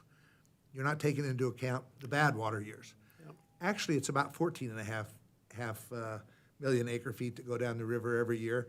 That means it's over-appropriated about 4 million acre-feet every year. And somehow, that's going to be a problem for years and years to come until we get in and do it properly and stuff. But it's a challenge, a real challenge. So I appreciate your testimony and what you're saying, and I want to work with you and see if we can find a way to address these issues. Most definitely. Thank you, Chairman, and thank you to the committee. And it's once again good to see both of you. You bet. Ms. Pingree? The chair covered it pretty well, but I would hate to see us, back down on that water settlement. I know how important it is to you, and happy to continue to work on ways to find that level of funding, and also understand that there are challenges with the amount of water in the river. But thank you for being here to remind us and continue this important struggle. So, and whatever ways possible, come out and visit. Come out and visit each of the reservations. Yes, but thank you. Definitely come out and visit us. Yep. Want to do that. We were just talking, I was talking with some of my personal staff, not the staff on this committee yet, but about doing a Codell out west and visiting some of the tribes. Looking forward to that. Yeah. So anyway, it is, it's always, I think it's important for committee members to get out and see what's happening on the ground in the real world. This is important that we hear your testimony and that kind of stuff. What's really important to us is to get out and see what's happening and stuff. And so I've always enjoyed those trips when we got out and seen this. So we'll, if we can get something scheduled, we'll let you know and get it done. Most definitely. But thank you for being here today, and thank you for your testimony. Thanks for all you do, both for your communities. And you're going to remember today, because not only do you have two Dwaynes here, all start with the name D. So have a great afternoon. Thank you. I will tell you, the thing I like about these hearings, other than the information that we get, is I love to sit and look at the beadwork that everybody brings. The most beautiful beadwork you ever see in the world comes into this committee It's all a blessing. over the next few days. So it's very good. Thank you. Okay, thank you. Chairman, I think that if you ever want to have a field hearing out in Arizona, I think we would love to host you out in Arizona. And anytime you want to come out to the Grand Canyon State, we'd love to have you guys there. Geez, we could go visit the Grand Canyon too, couldn't we? Yeah. Looking forward to that. Anyway, thank you all See very you much. soon, Hanka. Thank you. Thank you again to all the witnesses for being with us to discuss the issues that are important in Indian country. And as a reminder, we will reconvene at 1 p.m. for the subcommittee to continue taking testimony. With that, the committee stands adjourned. Okay. Good to see you. Thanks, guys. Good to see you. Appreciate it.